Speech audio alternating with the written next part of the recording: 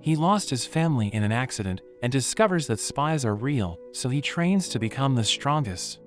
The story begins with a boy named Tai, who has just lost his family in an accident with Recap-kun. The incident made him realize that life is fragile, so he becomes scared, thinking he could lose everyone that's dear to him at any time. His childhood friend Musumi mourns the death of his family, but she tells him not to worry because she will never leave him. After some time, we see Tai in his classroom as his classmates approach him, inviting him to go out with them. But he turns them down, which frustrates them, because this isn't the first time he rejected them, and they wonder why he doesn't want to spend time with them. But they realize he's nervous, so they decide to back off, thinking he must be shy. But we learn that he's happy they approached him, and he just doesn't want to talk to people because he still can't get over the death of his family. After they leave, Musumi approaches him and she gives him food, telling him he needs to eat well. Their classmates observe them, and we learn that they're jealous because they all like Musumi. She becomes worried about Tai because he's starting to develop an antisocial behavior, saying he needs to talk to people. But he reminds her how she rejected their senior Tanaka, thinking he's a great person, so Tai wonders why she turned him down. But she tells Tai not to think about her, saying he needs to move on and talk to their classmates. She's about to feed him, but the vice principal Hirakawa eats it instead, so she becomes upset, reminding him about his promise to stop snacking, but he explains that he just couldn't control himself. She knows that he's supposed to be on a business trip, but he explains that he changed his schedule because he missed eating her food. He likes the color of her hair, but she tells him to return to his office, and he tells Tai to meet him after class. But Tai wonders if he did something wrong, thinking Hirakawa is a weirdo. After class, Tai enters Hirakawa's office, wondering why he was summoned, but Hirakawa reveals that he has a collection of Musumi's pictures. He explains that he has taken countless pictures of her, revealing that he has been watching her from the shadows to protect her from her suitors. He knows that Tanaka asked her out, and we see that Hirakawa tortured him, telling him to stay away from her. So Tai realizes he's in danger because Hirakawa is insane, and he threatens to kill Tai, asking him if he's starting to have feelings for her. So he becomes stunned as he starts fearing for his life, but Hirakawa tells him not to take it personally, saying Musumi is his sister. But a girl suddenly arrives, and she presses a button, covering the room with light, which allows Tai to escape. He regains consciousness, and Musumi greets him, saying she's glad that he's okay, but he realizes that he's surrounded by strangers. So he panics, asking them who they are, but Musumi tells him to calm down, introducing them as her siblings. She reveals that the girl who saved him is Futaba, and she has a brother named Shinzo, who seems to be obsessed with firearms. She has another brother named Kendo, who seems to like cats, and her sister Shion appears to be tech-savvy. Her brother Nano likes to perform experiments, and they have a guard dog named Goliath. Musumi reveals that they're a family of spies, and Tai can't believe this, wondering if he's being pranked. He takes one of Shinzo's guns, thinking it's a toy, but he shoots it, realizing that it's real. They tell him that being a spy is just an ordinary job, and they're working as freelancers, but they appear to be struggling because the government spies are offering their services for a cheaper price. But Shion reveals that the family has the best reviews on the internet, and Kendo adds that their brother Ichiro is boosting their popularity because the ladies love him. Tai realizes that Kendo is talking about Hirakawa, and Futaba explains that he's a flawed man, but he's the best spy in the family. Tai wonders why he's being targeted, so she reveals that they received an intel, which mentioned that someone wants to kill Musumi. Futaba reveals that Musumi almost died because of Ichiro, and the stress from the incident caused her to have white hair. He blames himself for what happened, so he started obsessing over her, wanting to do everything it takes to protect her. He got rid of the people around her, but he made an exception for Tai, because he's her childhood friend. But after learning about the intel, Ichiro decided to eliminate him. The alarm suddenly rings as Ichiro enters the house, but the siblings promise to protect Tai. Shinzo reveals that he plays traps around the house, but everyone knows that they're still at a disadvantage because Ichiro has incredible skills. Tai thinks he's causing trouble for them, but Futaba tells him not to think about it, saying it's always been a family issue. She advises him to marry Musumi, as she explains that there's a rule in their family which prevents them from killing each other. She tells him about the cherry blossom ring, which is used by everyone in her family, saying marriage becomes official the moment half of it is given to a spouse. So Ichiro can't kill him if Musumi gives him the ring, but she doesn't want to marry him because he still hasn't moved on from the death of his family, and Futaba respects their wishes. Everyone prepares to fight Ichiro, but they realize that he's already in the room, saying he destroyed Shinzo's traps. Futaba warns him to back off, but he refuses, so she suddenly slams him into the ground, and everyone starts ganging up on him. But he's able to defend himself, and he uses his weapon to blow them away. He tells them to hand over Tai, threatening to destroy the house if they don't cooperate, but Futaba charges in, trying to close the distance, but she ends up being restrained. Shion tells the others to retreat as she prepares to fight, but Ichiro tells her she's no match for him.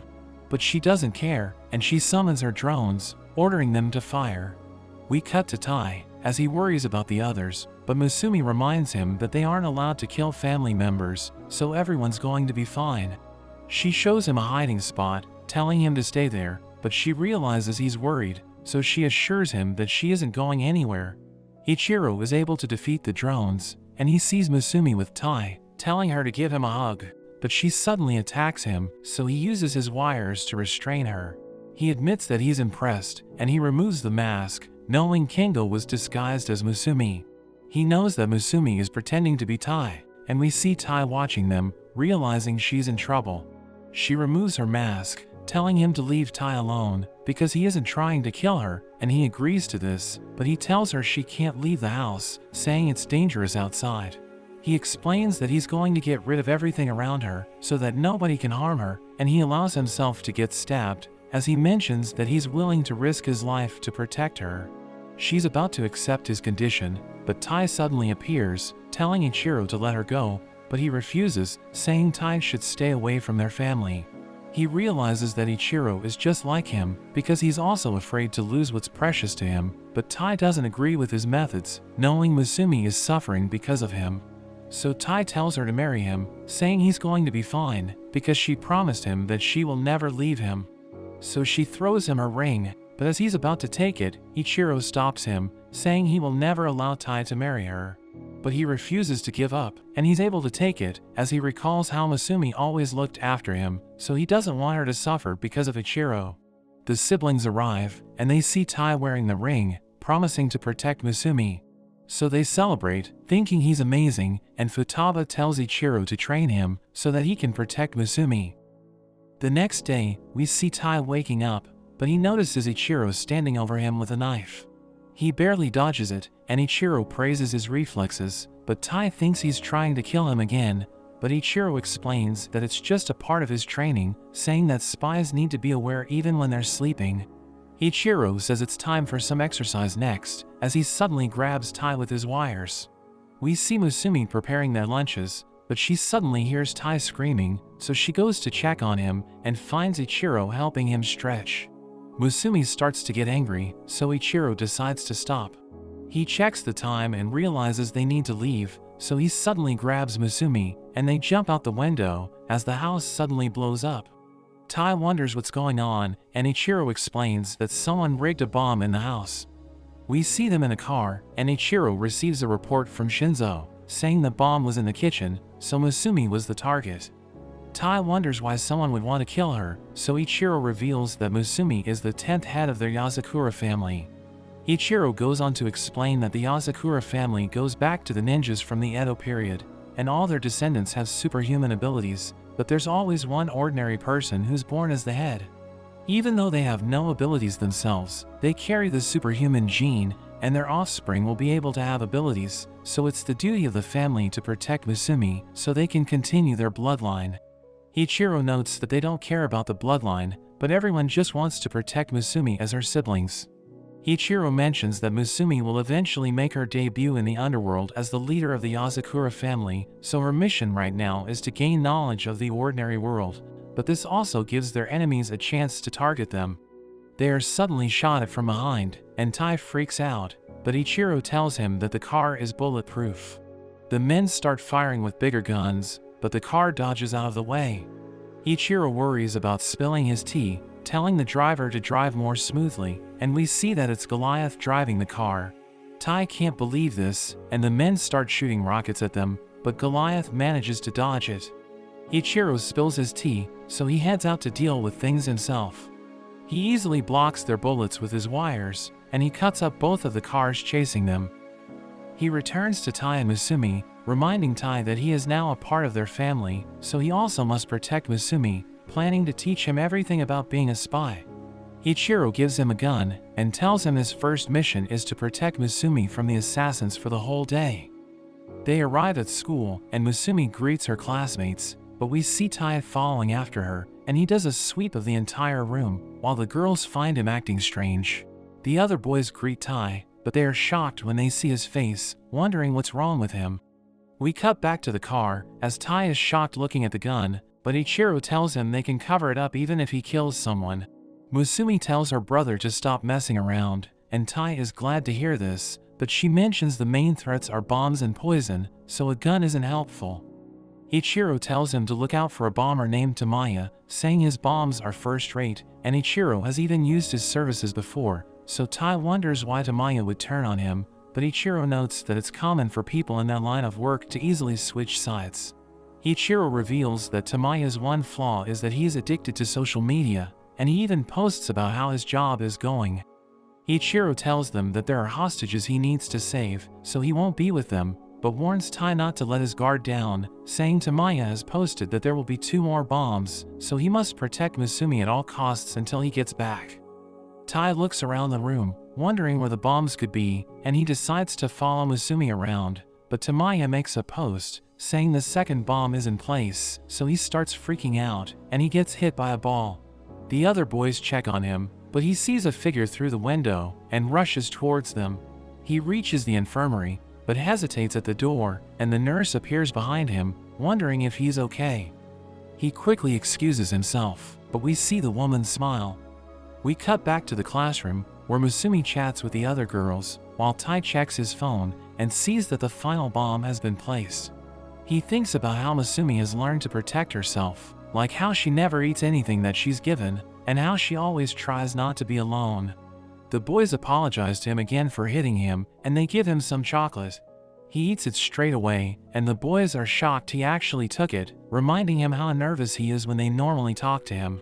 Tai instantly feels sick, so they think they should take him to the infirmary, but they remember that the nurse is away today, and Tai ends up passing out. He sees Musumi when he wakes up, and she mentions how the infirmary is closed. Tai wonders if he was the right person for her, thinking he didn't know anything about her even though they're childhood friends, and even though she is in constant danger, she was always there for him. He thinks about how he never even considered her feelings when he decided to marry her, but she suddenly bonks him, saying that she was the one who picked him, and she thanks him for marrying her. Tai is happy to hear this, but he suddenly notices a bomb on the ceiling. The bomb explodes, and the boys wonder about the sound, thinking it must be one of the science club's experiments. We see Nano and the woman admiring the explosion, and we see that she was actually Kengo. Tai and Musumi manage to survive, and Tai wonders how Tamaya could have set the bomb when they were just in a random room. But he remembers back to how the infirmary was closed, and this was the next best place for someone to rest. He realizes Musumi is being targeted through his movements, and he finds the third bomb on his body. He realizes that Tamaya announced his moves on purpose so that Tai would stay by Musumi's side, causing him to be the bomb that would kill her. There's only a few seconds left, and the door is blocked, so Tai jumps out of the building to get away from Musumi, but Ichiro suddenly catches him and disarms the bomb, congratulating Tai for completing his mission. Musumi wonders what he's going to do with the bomb, so he reveals he plans to return it to its owner. Nano and Kengo appear, along with Shinzo, and Musumi realizes they were all watching, but Kengo says they just wanted to see Tai on his first mission. Shinzo hands Tamaya over, who begs for mercy, but Ichiro throws him out the window as his bomb goes off, and everyone admires the explosion. We see Ichiro annoyed as Tai arrives at their house, but Musumi reminds him how Tai's place was destroyed by the bomb and the fact that they're married. There's no way for him to refuse, so he tells Tai to watch his back. We see Tai lying on the ground as a brute holds onto Musumi, who begs him to save her, but he's completely helpless, so the man mocks him for being weak. He suddenly wakes up, realizing it was just a dream, but he thinks about the recent events, knowing he needs to get stronger. But he accidentally steps on Goliath, who becomes angry, so he attacks Tai, and Musumi hears him screaming. So she treats his wounds, revealing that she ordered Goliath to watch over him so that Ichiro would stay away from him. She tells Goliath not to hurt him, and she assures him that Goliath would never attack the head of the family, but Tai is still afraid of him. Moments later, he begs Futaba to train him, saying he needs to get stronger because he wants to protect Musumi. But Futaba suddenly throws him around, telling him not to rush the process because even a talented fighter needs 3 years to make progress, and she tells him that he has no talent whatsoever. She calls him a fool, saying his emotions won't help him achieve his goal, but she knows he's determined to protect Musumi. So she asks him if he wants to try their family's all-out training, telling him that he needs to live in the mansion for a month before his real training begins. He thanks her for the opportunity, but he activates a trap, and he almost dies, as she reveals that the mansion is filled with traps. She mentions that living there is going to be tough, but it's part of his training, saying he'll never achieve his goal if he can't even get past them, so he realizes that he could end up dying. The next day, an alarm activates, but Tai stays on his bed, and the alarm suddenly explodes. So he struggles to leave his room, but he activates another trap, which almost burns him alive. Tai reaches the dining table, where Futaba reminds him that this is part of his training, but Musumi thinks it's too dangerous. Tai wonders how she can survive in the mansion, so she reveals that the traps don't activate for the members of the family. We learn that the house is controlled by a computer, which will recognize him as a family member after he clears all of the traps, but Shion thinks it will take 2 years for him to achieve this. But he suddenly feels weird, as Nano reveals that their food is laced with poison so that they can build up tolerance, but it's only enough to give him diarrhea. So he rushes to the toilet, but he realizes that he needs to get past a locked door, and Musumi is about to help him, but Futaba tells her to let him handle it. Ichiro approaches her, telling her she's gorgeous, but everyone ignores him, and they hear Tai screaming, so they decide to help him. Everyone's enjoying their daily lives, because they can easily get past the traps, but Tai struggles to survive, and his life becomes a living hell. We see Tai in his classroom, but his classmates are worried about him, realizing he's in terrible shape, but he tells them he's okay, so they just leave him alone. We learn that the family gave him a ridiculously heavy shirt, so he's struggling to move his body. One evening, we see Tai practicing with a pistol, because he needs to hit the remote from a distance to turn on the TV. But Musumi interrupts him, advising him to take a break, and she gives him tea, telling him not to push himself too hard. She knows he's doing this because he wants to protect her, and he tries to deny this, but she tells him he's not weak. In a flashback, we learn that Tai and Musumi used to be neighbors, but they barely talked to each other. When they were in high school, Musumi was bullied because of her hair, and we see a group of girls threatening to cut it off. But Tai stops them, and he suddenly cuts his hair, so the girls are shocked, and they decide to leave, thinking he's insane. He explains that the guidance counselor told him to cut his hair, telling Musumi not to think about it, and he promises to help her whenever she's in trouble. Back in the present, Musumi reminds Tai that he's always been there for her, so he shouldn't be so hard on himself. The next day, the alarm rings, but Tai stops it, and he manages to walk past the traps. He takes a pistol, and he's able to hit the power button, so Shinzo is impressed, but he explains that he still can't change the channel, so Shinzo gives him advice. Shion joins them, revealing that she has Tai's performance data, and she gives it to Shinzo. Tai thanks them for their help, but he wonders why Shinzo is always in a garbage can, so she explains that he's shy, but he tells Tai that she isn't so different. She reminds Tai that he needs Nano's help to deal with the poison gas, so he decides to find him. Shinzo thinks Tai has talent because he's making great progress, but she thinks there's another reason why he's doing so well. We see Kingo and Futaba walking around the mansion, and they see Nano crawling with Tai, telling him that the poison gas can't harm him as long as he stays low. Kingo is about to interrupt them, but Futaba stops him, telling him to stick to his task. Days later, Tai avoids the traps, and he enters the dining table, where he starts eating with the others, and he's able to tolerate the poison. Musumi thinks he's doing well, and he explains that it's been 3 weeks since he started living in the mansion. Musumi gives him milk, and he drinks it, but he suddenly feels weird, so he rushes to the toilet, but he still can't unlock the door. She starts blaming herself because she gave him the milk, and Kingo is about to open the door, but they see him lying on the ground. So Nano examines Tai, revealing that he has a fever because of fatigue, so he just needs to rest, but he explains that he can survive for another week. But Futaba removes his fake skin, and we see that he's in terrible shape, so she thinks he's going to die if he doesn't take a break. She knows that he's been working with her siblings to survive in the mansion, knowing Kingo was the one who gave him the fake skin. She reprimands Nano for treating his wounds in secret, but he tells her not to blame Nano, revealing that her siblings tried to stop him, but he convinced them to help him because he wants to protect Misumi. But she hits him, calling him an idiot, because he can't achieve his goal if he doesn't take care of himself. She explains that learning how to survive is also a part of his training, and she gives him a book on how to open locked doors, telling him to study it until he recovers. Futaba leaves the room, but she notes that she was wrong about him, realizing that he has incredible willpower, and that his love for Misumi is what keeps him going, so she thinks he's going to succeed. After some time, Tai finally manages to open the bathroom door, so everyone celebrates. He thanks them for their help, and his ring suddenly starts glowing, as Futaba explains that the house has recognized him as a member of the family. She tells him he's doing a good job, but his real training is about to begin, and everyone's rooting for him, hoping for him to succeed. We see Misumi cooking for the family, and she adds a bit of poison as usual, but Tai suddenly asks about putting on a bra, which shocks her. He tries to explain that he was just practicing his disguises, but she doesn't listen.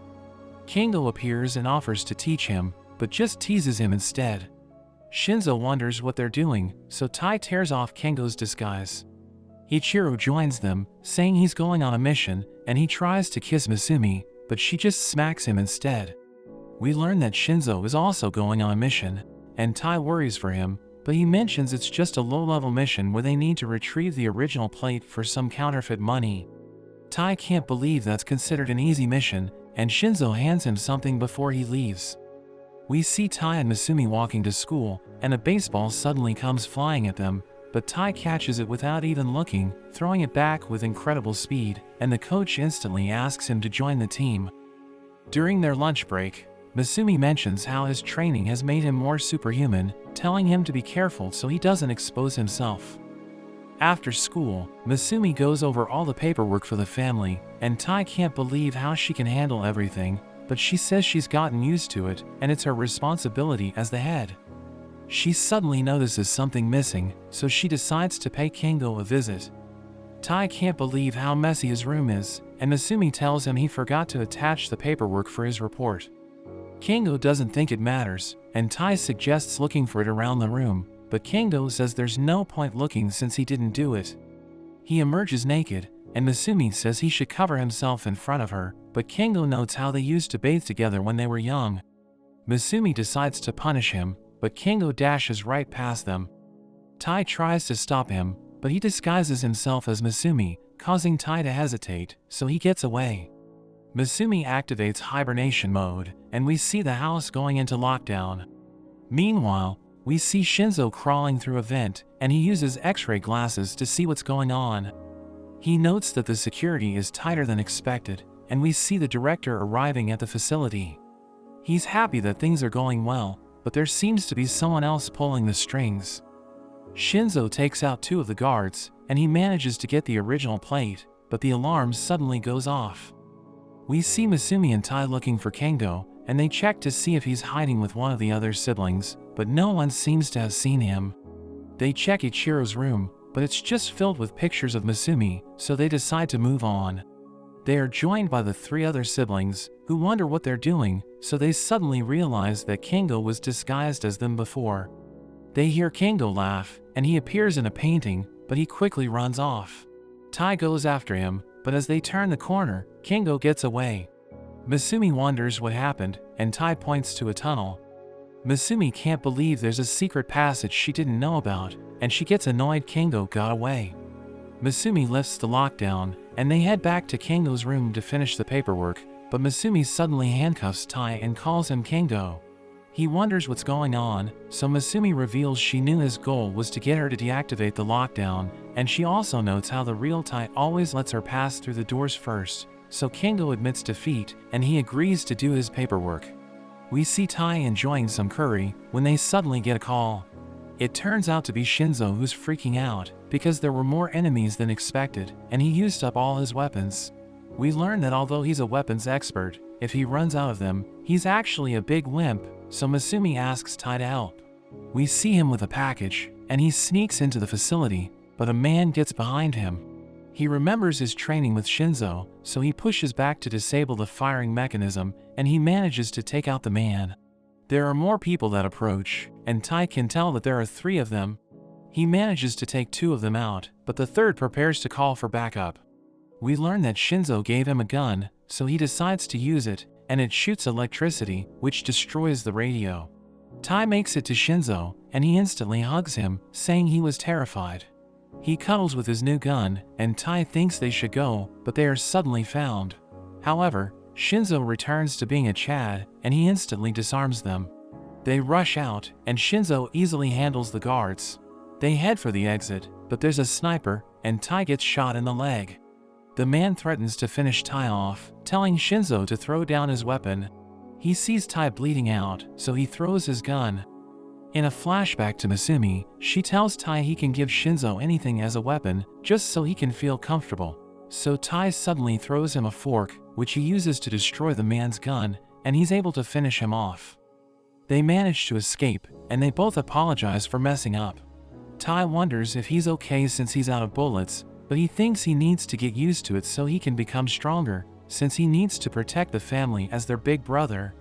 The next evening, we see Tai on the phone with Masumi, who invites him to go on a date with her, but a car stops over and a strange man appears, so Tai hangs up on her.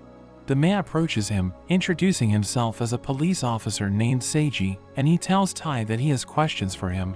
They go to the station, where Seiji reveals that he has a picture of Tai during his last mission, so he becomes nervous, wondering how Seiji was able to find it.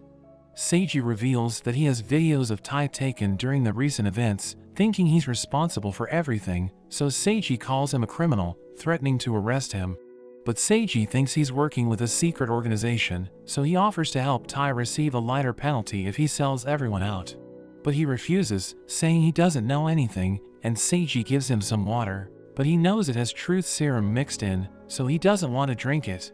Seiji forces it into his mouth, but we see that he was able to catch it with a balloon, and he continues to play dumb. Seiji suddenly attacks him, and he realizes that there are dead bodies in the room, as Seiji explains that he just got rid of a drug dealer, saying he isn't afraid to take the law into his own hands. He grabs onto Tai, threatening to kill him, but he sees a thread, realizing that Ichiro is involved, and he tells Seiji he doesn't know anything. Seiji is about to hit him, but he dodges, and the blow ends up shattering the wall. We see Ichiro listening in, and he mocks Seiji for his poor performance, so Tai demands an explanation. Ichiro reveals that Seiji is his friend, saying he's been covering up the family's activities in exchange for their help with his investigations. Ichiro asks him if Tai passed the test, so he explains that Tai didn't snitch, and he's looking forward to working with him. Seiji mentions that he has a big job for Ichiro, but he realizes it's time for his next mission, so he decides to head out. The next day, Tai is exhausted because he wasn't able to get enough sleep, so Masumi is worried about him. Ichiro enters the classroom, saying he's going to be the substitute teacher, and he starts giving a lecture. Tai is about to doze off, but he senses a chalk approaching with ridiculous speed, and he dodges it just in time. We see that it left a hole in the wall, and Ichiro uses Morse code to communicate, telling Tai that he must learn to control his sleeping patterns. Ichiro mentions the dolphin, saying it doesn't go to sleep because it only deactivates a portion of its brain to get the rest it needs. He tells Tai that he needs to learn this skill, but he thinks it's impossible because humans need sleep to survive. Ichiro warns Tai that he will throw another chalk if he sees Tai sleeping, but Masumi tells him to back off, thinking he just wants to torture Tai. He's overjoyed that she's talking to him, and she tells him to stop making Tai's life miserable, but he assures her that he can pass Ichiro's test. But Ichiro suddenly shows them a pellet, and he crushes it, filling the room with sleeping gas. Musumi wears a gas mask, and she becomes annoyed, realizing that everyone fell asleep. Ichiro sees Tai sleeping, so he throws multiple chalks, but Tai manages to defend himself, and Musumi is surprised, realizing he can move while he's sleeping. Ichiro realizes he's half awake, and he starts throwing even more chalk, but Tai is able to dodge all of them, so Ichiro is impressed, and he continues to throw chalks until the class ends.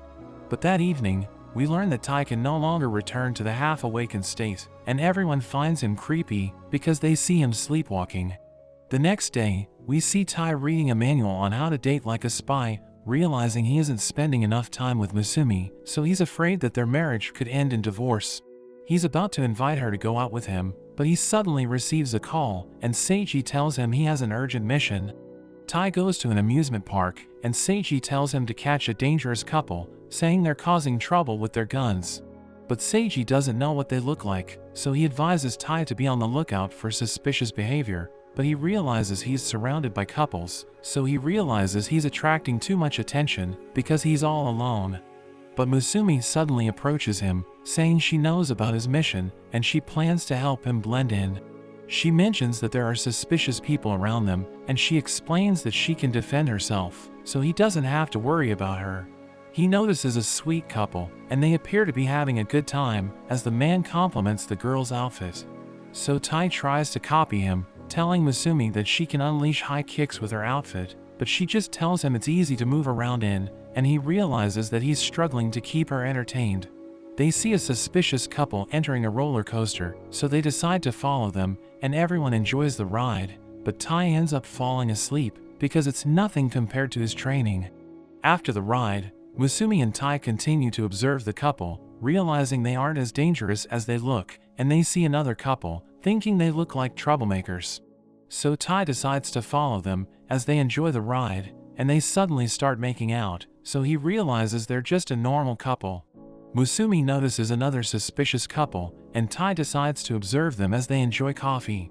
He hears the man talking about a special item as he reaches out for his pocket, so Tai thinks he has a gun, but he just pulls out a ring, asking the woman to marry him.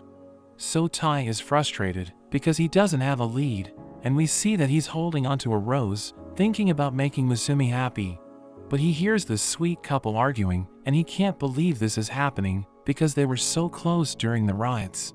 They suddenly pull out their guns, so Tai realizes they're his targets, and everyone panics as they start shooting each other, so Tai takes cover. He realizes that his rose has been shot, so he becomes upset, and he shoots them with his electric bullets. The police arrive to arrest them, and Seiji thanks Tai for his help, saying he did a good job, and Ichiro learns about this, but he appears to be upset, because Tai went on a date with Musumi. We see Tai and Musumi on the Ferris wheel, as Musumi mentions that they were able to enjoy all of the attractions. Tai wonders why she didn't want to ride the Ferris wheel until they finished the other rides, so she explains that she wants to enjoy the sunset with him. He gives her the rose, saying it was damaged during the shootout, but he decides to give it to her, because he wants to thank her for everything she has done for him.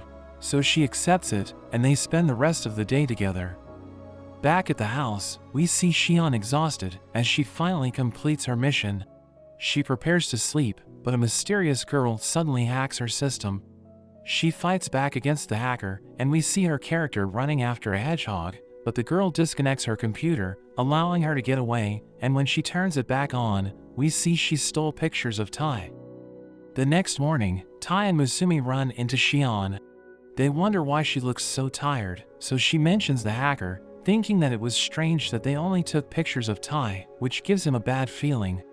Tai and Musumi head to school, thinking about what the hacker was after, but they are suddenly stopped by some needles, as we see the mysterious girl. Tai decides to run, but they can't get away, so he prepares to fight. The girl suddenly attacks him, but he manages to push her back. The girl declares her love for him, but also mentions she's trying to kill him, so Musumi recognizes her as Ayaka, the manhunter spy. Ayaka isn't fond of the nickname, but Musumi explains that she uses her spy techniques to follow men that she has fallen in love with and stabs them with her needles. Ayaka reveals that she fell in love with him after seeing a video of him on the dark web, but it also led to a certain company putting a bounty on him. She suddenly throws her needles up, and we see that there are other people that are after Tai for the bounty, but Ayaka starts losing it, wanting Tai all for herself. Tai mentions how he's married to Musumi, so he can't let himself be killed. Ayaka cries hearing this, wishing she could kill Musumi immediately, but reveals she got permission from Ichiro to target Tai, on the condition that she doesn't touch Musumi. Tai and Musumi can't believe Ichiro would allow this, and Ayaka suddenly throws needles all around them, but tells them she will see them again soon, as she leaves. They get to school, and Ayaka is introduced as a new transfer student. She's given the seat next to Tai, and as she heads to her seat, she trips and throws a needle at him, but he manages to stop it. We see Tai going about his normal day, as he avoids the assassination attempts from Ayaka. He has lunch with Musumi, and he just continuously dodges the attacks from Ayaka. Ayaka starts to become desperate, so she uses her needles on everyone else in the class, explaining that she injected them all with a mind-controlling poison. She orders them to grab him, and they all hold him down. She prepares to finish him off, but Musumi gets in the way, telling her she's gone too far, but at that moment, the bounty hunter from earlier appears, and he shoots at Ayaka to get revenge, but Musumi pushes her out of the way, and Tai fires his gun at the man. He checks on Musumi, and Ayaka wonders why she saved her, so she mentions that she's happy there's someone else who can see how great Tai is. Ayaka sees her as an angel, and she falls in love with her. As they head home, we see Ayaka clinging to Musumi, and she now wants to kill Tai so she can have Musumi for herself. Tai isn't happy with this, but he suddenly gets a call from Shion. They meet with her in her room, and Musumi reveals Shion is always looking for people to play games with. Tai is confused, but Shion starts the game, revealing that they just need to defeat the enemies that appear. They start playing, and Shion mentions it's time for the boss. Tai is surprised it's so soon, and they fight against a train monster. Tai mashes his controller, and they manage to defeat the boss. At that moment on the news, there's a report about a runaway train that has suddenly come to a stop, and Shion reveals that she hacks into the systems of her targets and converts it into a game, which she must then clear to do her job. She notes that she can't always do it alone, revealing a helicopter that's about to crash into a power plant.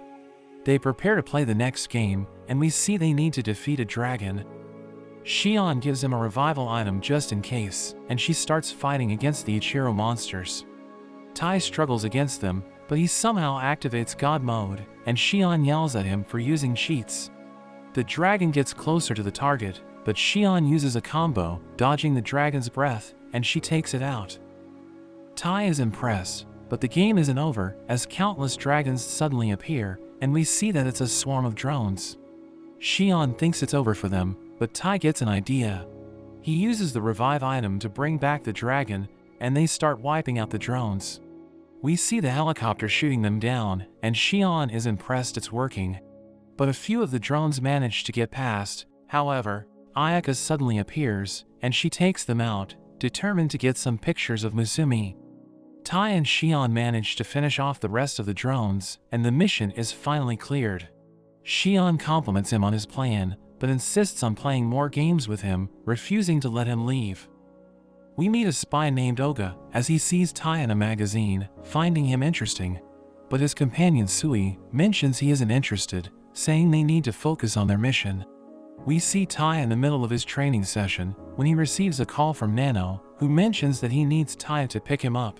He reveals that he's snuck into a laboratory, which is manufacturing a biological weapon called sodium, and his mission is to neutralize it. He explains that it's stored in a capsule, and it will kill everyone within a 10-kilometer radius if it detonates, but he eats it, so Tai becomes worried, wondering if he's going to be okay. But he reveals that his body is special, because his organs can detoxify it in 3 hours, but he starts to feel drowsy. Tai reminds him that he's still in the middle of his mission, but he reveals that he put everyone in the lab to sleep, telling Tai to save him before the guards notice him, and he ends up falling asleep. Tai goes to the lab, but he realizes that the guards have been knocked out, thinking Nano isn't responsible for this. He gets spotted by a guard, who suddenly gets knocked out, as Oga and Sui arrive. They recognize him, knowing he's in the middle of a mission, and Sui reveals they're from a group called Hanagiku, which is an intelligence unit controlled by the government. He explains that their mission is to neutralize the lab, and Oga uses his senses to survey the area, realizing there are guards below them, so Sui thinks they're protecting an underground base. They're about to continue their mission, but Oga wants to see Tai in action, so he tells him to join them, and Tai recalls that they just saved him, so he decides to trust them. They defeat the guards together, and Tai sees Nano, realizing he's still sleeping. But Oga suddenly tries to attack him, revealing that their mission is to kill him, and Sui reveals that they used Tai to lead them to Nano, knowing his goal is to rescue him. Sui thinks Nano is a threat because he ingested the biological weapon, so they need to kill him for national security. But Tai protects him, threatening to shoot them, so Sui attacks him with ridiculous speed, and he collapses because of his injuries. Sui calls him a fool because he let his guard down, wondering why he was accepted into Musumi's family. Sui prepares to kill Nano, but he suddenly wakes up, saying he has detoxified sodium, and he shows them a patch test, which reveals that his sweat doesn't contain poison. Sui believes him, and he decides to take the patch test for documentation. He gives Nano an ointment, explaining that it can heal Tai's injuries, but he mentions that Tai is too weak, thinking he isn't worthy to be a spy. After some time, we see Tai as he's restrained by Ichiro, who shows him a magazine, which mentions that he was defeated by the Hanagiku. So Ichiro becomes upset, and he reveals that they have been receiving terrible reviews recently, thinking Tai is ruining their family's reputation. Ichiro calls him weak, reminding him that he can't even save Nano, who suddenly arrives with Musumi, telling Ichiro to apologize for his actions. They save Tai, but he blames himself for everything, thinking he's too weak to be in the family, but Ichiro tells him he can redeem himself, saying he just needs to defeat the Hanagiku. We see Sui on a train, as he argues with a man who is taking up too much space, but the man threatens to kill him, so Sui cuts his clothes to pieces. He realizes that Tai is watching him, asking him if he wants to get revenge, but we learn that Ichiro told him to steal the Hanagiku's intel, explaining that the best way to defeat spies is to gather information about them.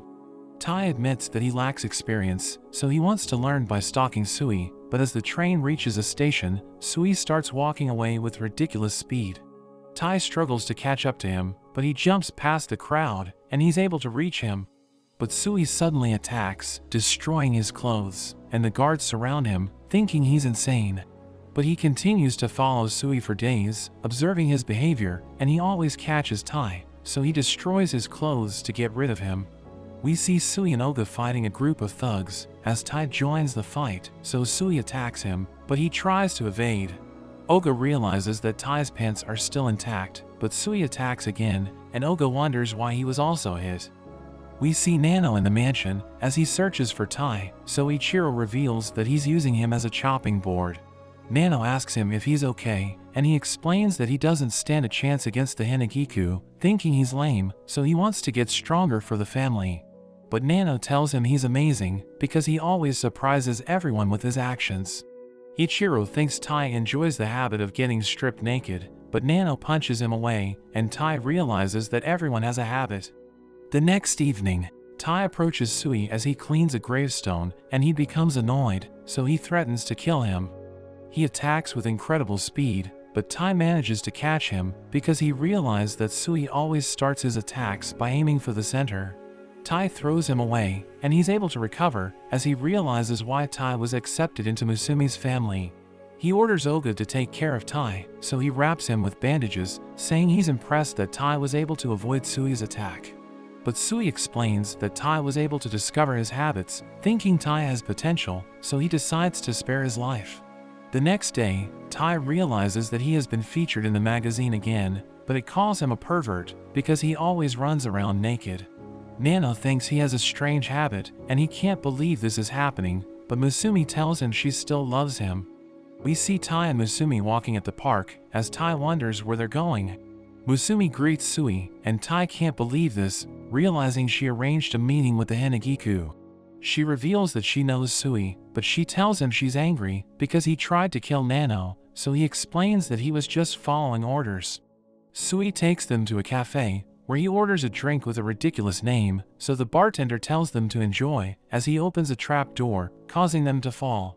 Sui welcomes them to the Hanagiku, and he tells Musumi to enjoy her drink, but he advises Tai to look ahead, and he realizes that it's filled with traps, as Sui explains that it's designed to get rid of intruders. Tai struggles to survive, and he manages to reach the bottom, but Sui warns him to move, as a giant ball is about to crush him to death. But the leader of the Hanagiku, Rin, punches the ball, shattering it in an instant, but she wonders if Tai can protect Musumi, calling him a weakling. They have a tea party together, as Musumi reveals that Rin was Ichiro's classmate. But she doesn't like him, and we learn that she's also fond of Musumi, so she wants Tai to protect her, thinking Ichiro is a threat to her. But Sui thinks Tai is the weakest spy in the world, so Musumi defends him, saying his soul is incredibly strong.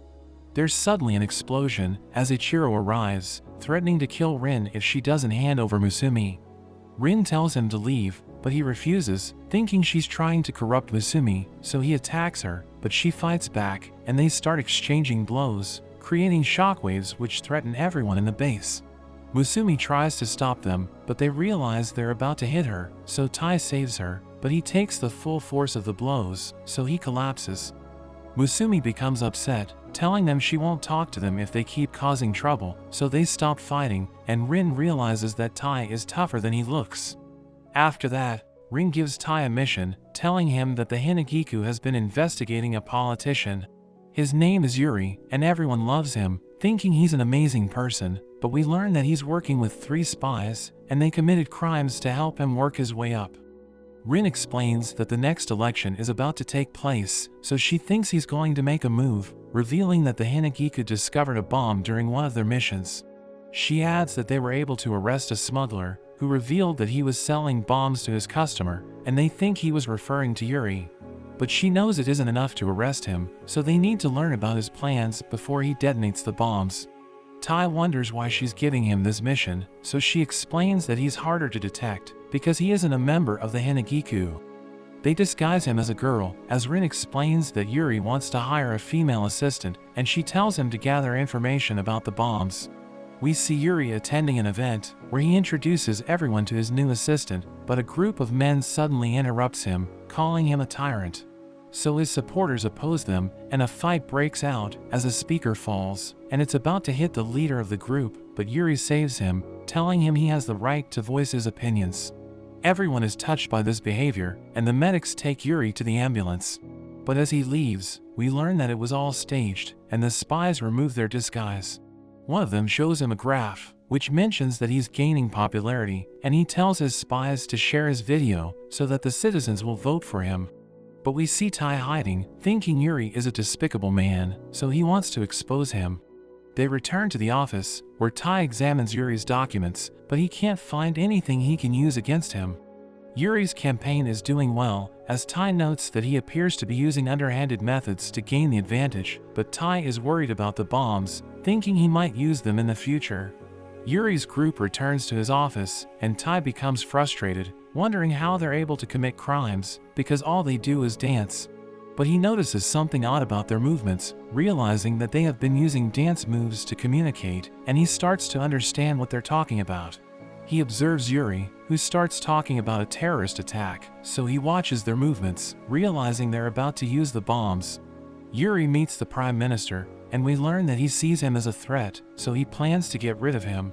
He detonates the bomb, but everyone sees an explosion in a fountain, and we learn that Tai placed it there. But Yuri threatens to kill him, saying he has another bomb, and he knows about Tai's real identity. Yuri shoots him, and he hits the detonator, causing another explosion. But he realizes that everyone's covered in shock-resistant jackets, and Tai recovers, as Yuri realizes that his gun was loaded with fake bullets. But he thinks Tai doesn't stand a chance, telling him he's outnumbered. But Sui suddenly arrives, disarming Yuri and his spies, and he tells them they're under arrest. So the spies escape, as he calls Yuri a fool, saying he should never seek loyalty from spies, before taking him down. Tai is ordered to escort Yuri to the headquarters, and we see them riding a bus, as Yuri tells Tai that he knows what happened to his family, saying it wasn't an accident. So Tai asks him what he knows, but he refuses to answer, and he mentions that the world is filled with hidden truths. Sui calls Tai, telling him that the Prime Minister has been kidnapped, as Yuri suddenly breaks free. He removes his earring, which is revealed to be a bomb, and it explodes, allowing him to escape. Back at the mansion, we see Nano working on a potion, thinking Tai is going to get hurt during the mission, so he wants to be ready in case this happens. Musumi reveals that she's also worried about Tai, but she prepares a feast for him, thinking he will recover after he eats it. She wonders what her siblings are doing, and we learn that they're preparing for Tai's return, but they're all expecting him to get beat up, so they're trying to cope with the situation. But Ichiro seems to be happy, thinking Tai isn't going to make it. We return to Tai, as he saves the driver, and he receives a call from Sui, who reveals that they were expecting Yuri to escape. We learn that he's a legendary spy, and he was known as Kurogawa, but everyone thought he died a few years ago. Sui reveals that they're tracking his movements, knowing he will lead them to the Prime Minister. Yuri sits with the Prime Minister, and we see that everyone's watching them, as Yuri reveals that he isn't interested in politics. He removes his disguise, and the Prime Minister recognizes him, wondering how he's still alive. He reveals that he lost his daughter, and he eliminated countless politicians to get revenge, but the Prime Minister knows everything, so Kurogawa wants everyone to witness his execution. He threatens to kill the Prime Minister if he doesn't reveal the truth, but he refuses to say anything, so Kurogawa prepares to shoot him. But the broadcast ends abruptly, as Tai destroys the camera, and he tells Kurogawa to release the Prime Minister. But Kurogawa reveals that he knows about the electric revolver, saying it's going to affect the Prime Minister if Tai decides to shoot him. He fires his weapon, but he misses, as Tai suddenly charges in, and he tries to use a technique. But Kurogawa manages to take him down, and he reveals that he's familiar with the technique, knowing Tai learned it from Futaba. Kurogawa restrains him, as he explains that he isn't the best fighter, but he's excellent at handling information, saying he can exploit it to defeat his opponents. Tai wonders why he was pretending to be Yuri, so he explains that he's doing it for revenge, revealing that he was hired by politicians because of his ability to exploit information. In a flashback, we see Kurogawa doing the dirty work for the politicians, and he returns home, celebrating his daughter's birthday. We learn that his wife passed away, so he's working hard to provide for his daughter, who tells him she missed him. But she asks him if he was the one who sent her a present, telling him she received a gift before he arrived, but it suddenly explodes. He's able to survive the explosion, but his daughter dies in his arms, as he realizes that the politicians tried to kill him because he has already served his purpose.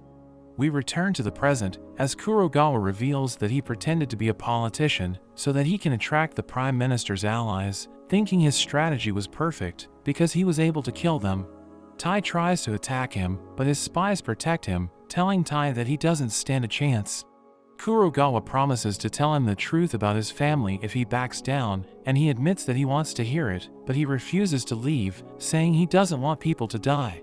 Sui arrives, destroying the floor, and Kurogawa's spies fall to the bottom as Sui mentions that he'll deal with them, telling Tai to arrest Kurogawa. So he tries to attack with his knife, but Kurogawa stops him, knowing his knife is poisoned, so he uses it to stab him and punches him away. We cut to Sui, as the spies recognize him as the Hanagiku squad leader, knowing he's incredibly skilled. But they think he's no match for them, as they tell him about their powers, revealing that they can each control an element. He thinks they're being arrogant, as he reveals that the foundation of the Hanagiku combat style is the movement technique, saying anyone can master it, but it's incredibly effective. They combine their powers, and they attack him with their ultimate technique, but he slices it in half, and he attacks them in an instant, as they realize he's too strong for them. He's about to return to Tai, but he suddenly senses a strange presence, so he draws his sword, but he sees nothing, thinking he's being watched. Tai gets back up, as Kurogawa reminds him what it's like to lose his family, saying he can't change reality. So he recalls that he was depressed when it happened, but Musumi stayed by his side, and she helped him move on. He thinks reality doesn't have to be accepted, because there are still things he can change, and he charges in, as Kurogawa tries to predict his next move, thinking he already knows everything about him. But Tai suddenly uses Sui's technique, and Kurogawa can't believe this, wondering how he's able to do it. We learn that Ichiro told Tai how to defeat the best spies in the world, saying they already know everything about him, so he needs to improvise, and use a technique he has never used before. Tai uses Nano's antidote, giving him a speed boost, and Kurogawa tries to stab him, but he uses Kengo's fake skin to disarm him. Kurogawa pulls out his gun, but Tai uses his wires to destroy it, and he takes Kurogawa down, as he realizes that it's all over for him. So he admits defeat, saying he respects Tai because he was able to struggle through his hardships. So Kurogawa gives him a note and decides to tell him the truth about his family. But he suddenly gets shot, and he tells Tai to live without fear, before bleeding to death. Sui arrives, thinking Kurogawa was killed by an assassin, but he tells Tai to be proud, because he was able to complete his mission. After some time, Tai reads the note, and it leads him to a tree, where Kurogawa buried his daughter. He pays his respects to her, and he follows Kurogawa's instructions, allowing him to obtain a mysterious item. He returns to the mansion, and everyone's happy to see him, telling him he did a great job, but Futaba realizes that Ichiro is sad because he didn't want Tai to survive. The next day, Rin throws a party for Tai, saying she wants to thank him for completing the mission. We learn that she gathered ingredients with her bare hands, but she realizes that Ichiro is in the party, so she tells him to leave. But he reveals that he brought drinks with him, so she allows him to stay. Sui cuts the animals into pieces, and Tai cooks them, telling Musumi it's ready, so he gives her food. But Ichiro suddenly shoves them into his mouth, so Rin tells him not to interfere, and they start having a food fight, as Rin runs with the others, telling them to stop fighting. Oga tries to get food, but he ends up getting hit, and Tai realizes they won't be able to eat. But Sui uses his movement technique, and he's able to catch food for them, but he tells Tai not to copy his move, because it has already taken a toll on his body. After the party, Tai thinks about the mysterious item, thinking it contains information about his family. Musumi asks him if he's going to open it, but he reveals that he's afraid, because he could end up like Kurogawa, thinking he will want revenge if he learns his family was murdered. But she suddenly kisses him, so he becomes flustered, and she assures him that she won't leave him no matter what happens. They realize he dropped the box, and they see a marble, as Ichiro explains that it contains a recording, but he threatens to kill Tai, so Rin restrains him, telling them to escape. Musumi and Tai return to the mansion, and Ayaka suddenly rides Tai, so he asks her what she's doing there. She explains that she's there to protect them from assassins, and Musumi reveals that she asked her to live with them so that she can work as their maid. Ayaka reveals that she knows what happened during their last mission, and she takes the marble from Tai, giving it to Shion, who explains that it's damaged, so it's going to take time to analyze it. Ayaka reveals that Tai has a huge bounty on his head, so she thinks he's going to get into trouble because the assassins will try to hunt him down. She wants to help him, saying she will try to assassinate him so that he will learn how to defend himself, and he thinks this is a bad idea, but Musumi tells him it's for his own good. One evening, we see that Tai is exhausted, and Musumi tries to prepare tea for him, but she realizes that Ichiro is out of tea leaves, saying it's his favorite. Tai takes a bath, but Ayaka tells him not to let his guard down, and she tries to attack him, but she suddenly gets electrocuted, as Tai realizes that she accidentally triggered a trap. So he breaks the wall, and he grabs onto the main power source, as he endures the electrocution, allowing him to destroy the trap. He tells her not to be reckless, but Ichiro suddenly arrives, thinking he's cheating on Musumi, so he shows him a torture device, saying he's going to use it on him. So Tai runs away, as Musumi observes their behavior, but she thinks Ayaka is fitting in with her family. We see Tai as he's about to leave for his next mission, when Musumi tells him he forgot his phone. But she realizes that someone named Kahoru is calling, and Tai quickly takes his phone, before leaving for work, so Ayaka finds him suspicious, thinking he's cheating on Musumi. She reveals that she's been stalking him, and she believes he's trying to hide something, because he's been acting strange recently. The next day, Tai has a date with Musumi, and he wonders why she brought Goliath with her. So she reveals that he only walks with the head of the family, and he's actually a special breed that underwent countless modifications. He suddenly grows in size, as she explains that he's a guard dog, and he's been protecting the head of the family for hundreds of years. She rides him, telling Tai to join her, but Goliath knocks him down, as she realizes that he doesn't like him. She tells Tai to take his leash, so he grabs it, but Goliath suddenly runs with ridiculous speed, as Tai struggles to hold onto him. So he collapses, and Musumi wonders if he's okay, as a group of kids approach Goliath, thinking he looks amazing. But as Musumi approaches, he realizes that there's a bomb attached to a balloon, and it suddenly explodes, but Tai protects everyone, asking them if they're okay. Goliath becomes upset, so he smells the bomb fragments, and he tracks the location of the culprit. Musumi uses a machine to analyze it, and she's able to communicate with the bomber, who reveals that he wanted to kill her, thinking she's pathetic because she has no powers whatsoever. But she tells him not to mess with her family, saying he'll never get away with it, as Goliath breaches his door, so he realizes it's all over for him. Goliath returns to Musumi, and we see that Tai has recovered, but he receives a call, realizing he needs to return to the mansion. So Musumi orders Goliath to take them back, and he allows Tai to ride him as he runs to the mansion. Tai is glad that he's able to make it back in time, but Ayaka suddenly attacks him, calling him a cheater. She shows him a picture, thinking he's been dating a girl, and Ichiro thinks this is unforgivable, so he prepares to torture him. But two members of the Hinagiku arrive, as a girl introduces herself as Miji, saying she's there to deliver a package to Tai. He reminds her that she's supposed to give it to him in secret, but she knows he's in trouble, so she wants to help him. We learn she's with her grandfather Kahoru, so Musumi realizes he was the one trying to call Tai. He explains that he was working with Tai to obtain an item, and we see that it's Ichiro's favorite tea. We learn that it's extremely rare, but Tai went on dangerous missions to gather its ingredients because he wanted to thank Ichiro for looking after him.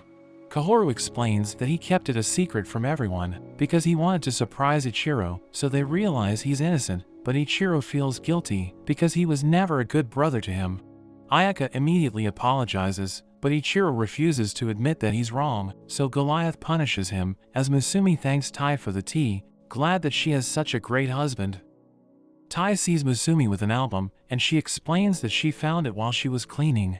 She shows him a family picture, telling him it was taken when Nano passed his spy license exam. She explains that they take a picture whenever one of them passes the exam, and Tai wonders what a spy license is, so Futaba tells him it's like a membership card issued by the Spy Association.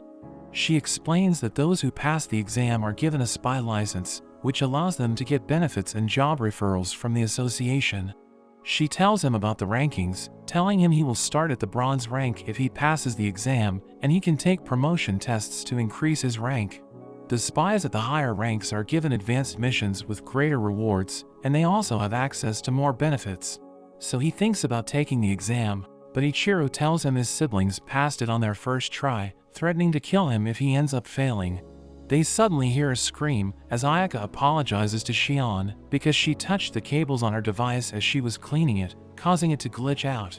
The monitor suddenly turns on, showing everyone a ghost, and Futaba loses it, as Tai wonders what happened to her. So Musumi explains that Futaba is afraid of ghosts, and they need to watch over her because she's going to be paranoid for an entire day. They suddenly hear a strange noise, so Futaba freaks out as Shion reveals that she has been hearing strange noises in the house, thinking there could be a ghost. Everyone looks after Futaba because she's too scared to do anything, so they're helping her regain her composure. That evening, Futaba is about to sleep with Musumi, but they hear the strange noise again, and this frightens her, so Musumi decides to read her favorite book called Momotaro. She starts reading it, and we learn that it takes place in a world where humans and demons are at war. In the story, an old woman sees a baby by the river, and she decides to call him Momotaro, but Musumi suddenly falls asleep. So Tai continues the story, and he mentions that the woman decided to adopt Momotaro. But when he grew up, he became a soldier, and he was forced to kill his best friend because he was an enemy of humanity. Tai mentions that everyone has no choice but to surrender to the flow of life, and Futaba thinks the story was great, revealing that her mother used to read it to her. She tells him she used to be fearless, but when she lost her mother, she realized death is inevitable, and she's afraid of losing people who are dear to her. So she thinks she's pathetic, revealing that she wants everyone to think she's afraid of ghosts, because she doesn't want them to learn about this. Tai tells her he understands how she feels, and he explains that he wants to get stronger so that he can protect everyone he loves. But she reminds him it's getting late, so she tells him to go to bed, and she wishes him luck with the exam. After some time, Tai takes the exam, and we see that he's doing great, so the other participants think he's amazing, but one of them sees him as a threat. During their lunch break, we see a man observing Tai, knowing he has a bounty on his head. So he tries to kill him, but another participant named Tsukiyo blows him away, reminding him they aren't allowed to fight, so the man runs away. Tai thanks Tsukiyo, who reveals that he's in love with him, so Tai realizes he's a creep, but he explains that he's serious. Musumi recognizes him, knowing he's a playboy who enjoys flirting with everyone, so she tells him to stay away from her husband. But he tells her she can't stop him, and he explains that he loves Tai because of his personality, saying he's been stalking him. They hear an announcement that the exam is about to resume, so Tsukiyo tells Tai they must finish it together. Tai goes through the practical exams, and he's able to pass all of them, but Tsukiyo won't stop bothering him. During the written test, Tai struggles to answer the questions, and he realizes that several participants have failed. Tsukiyo allows him to copy his answers, but he ignores him, and Tai manages to pass the test. After that, a voice informs the participants that they have passed the exam, and they can get their license at the end of the hall. But the voice tells them that the venue will be destroyed, and it suddenly starts collapsing, so everyone rushes to get their license. Tai and Tsukiyo are able to avoid the traps, but Tai's rival sees his chance, and he hits Tai, knocking him down. Tai is about to fall down, but Tsukiyo tells him not to give up, and he pushes him to safety. But Tai realizes that Tsukiyo is about to fail, so he saves him, telling him to finish the exam. But Tsukiyo creates a gust of wind, which pushes them up, saving both of them, and he reveals that he's actually a proctor, saying he's there to test Tai's humanity, which is considered to be the most important subject. He explains that technical skills are just the basics, and the association values spies who can be trusted, so Tai's rival ends up failing. Tsukiyo gives Tai his license, and he congratulates him for passing the exam. But Tai asks Tsukiyo if he's really in love with him, and he confirms this, so Tai quickly runs away. Tai returns to the mansion, where everyone celebrates, but they wonder why Ichiro isn't home yet, and he suddenly falls from the ceiling, revealing that he was hiding there to watch Musumi. But Futaba becomes upset, realizing he was the one making the strange noises, so she beats him up, and Ayaka takes a picture of them. A few days later, Tai sees an old man in his bag, who reveals that he didn't want to deal with the traps in the mansion, so he decided to use Tai's bag to get past them. He introduces himself as his grandfather, but Tai freaks out, thinking he's an intruder, and he ends up getting shot.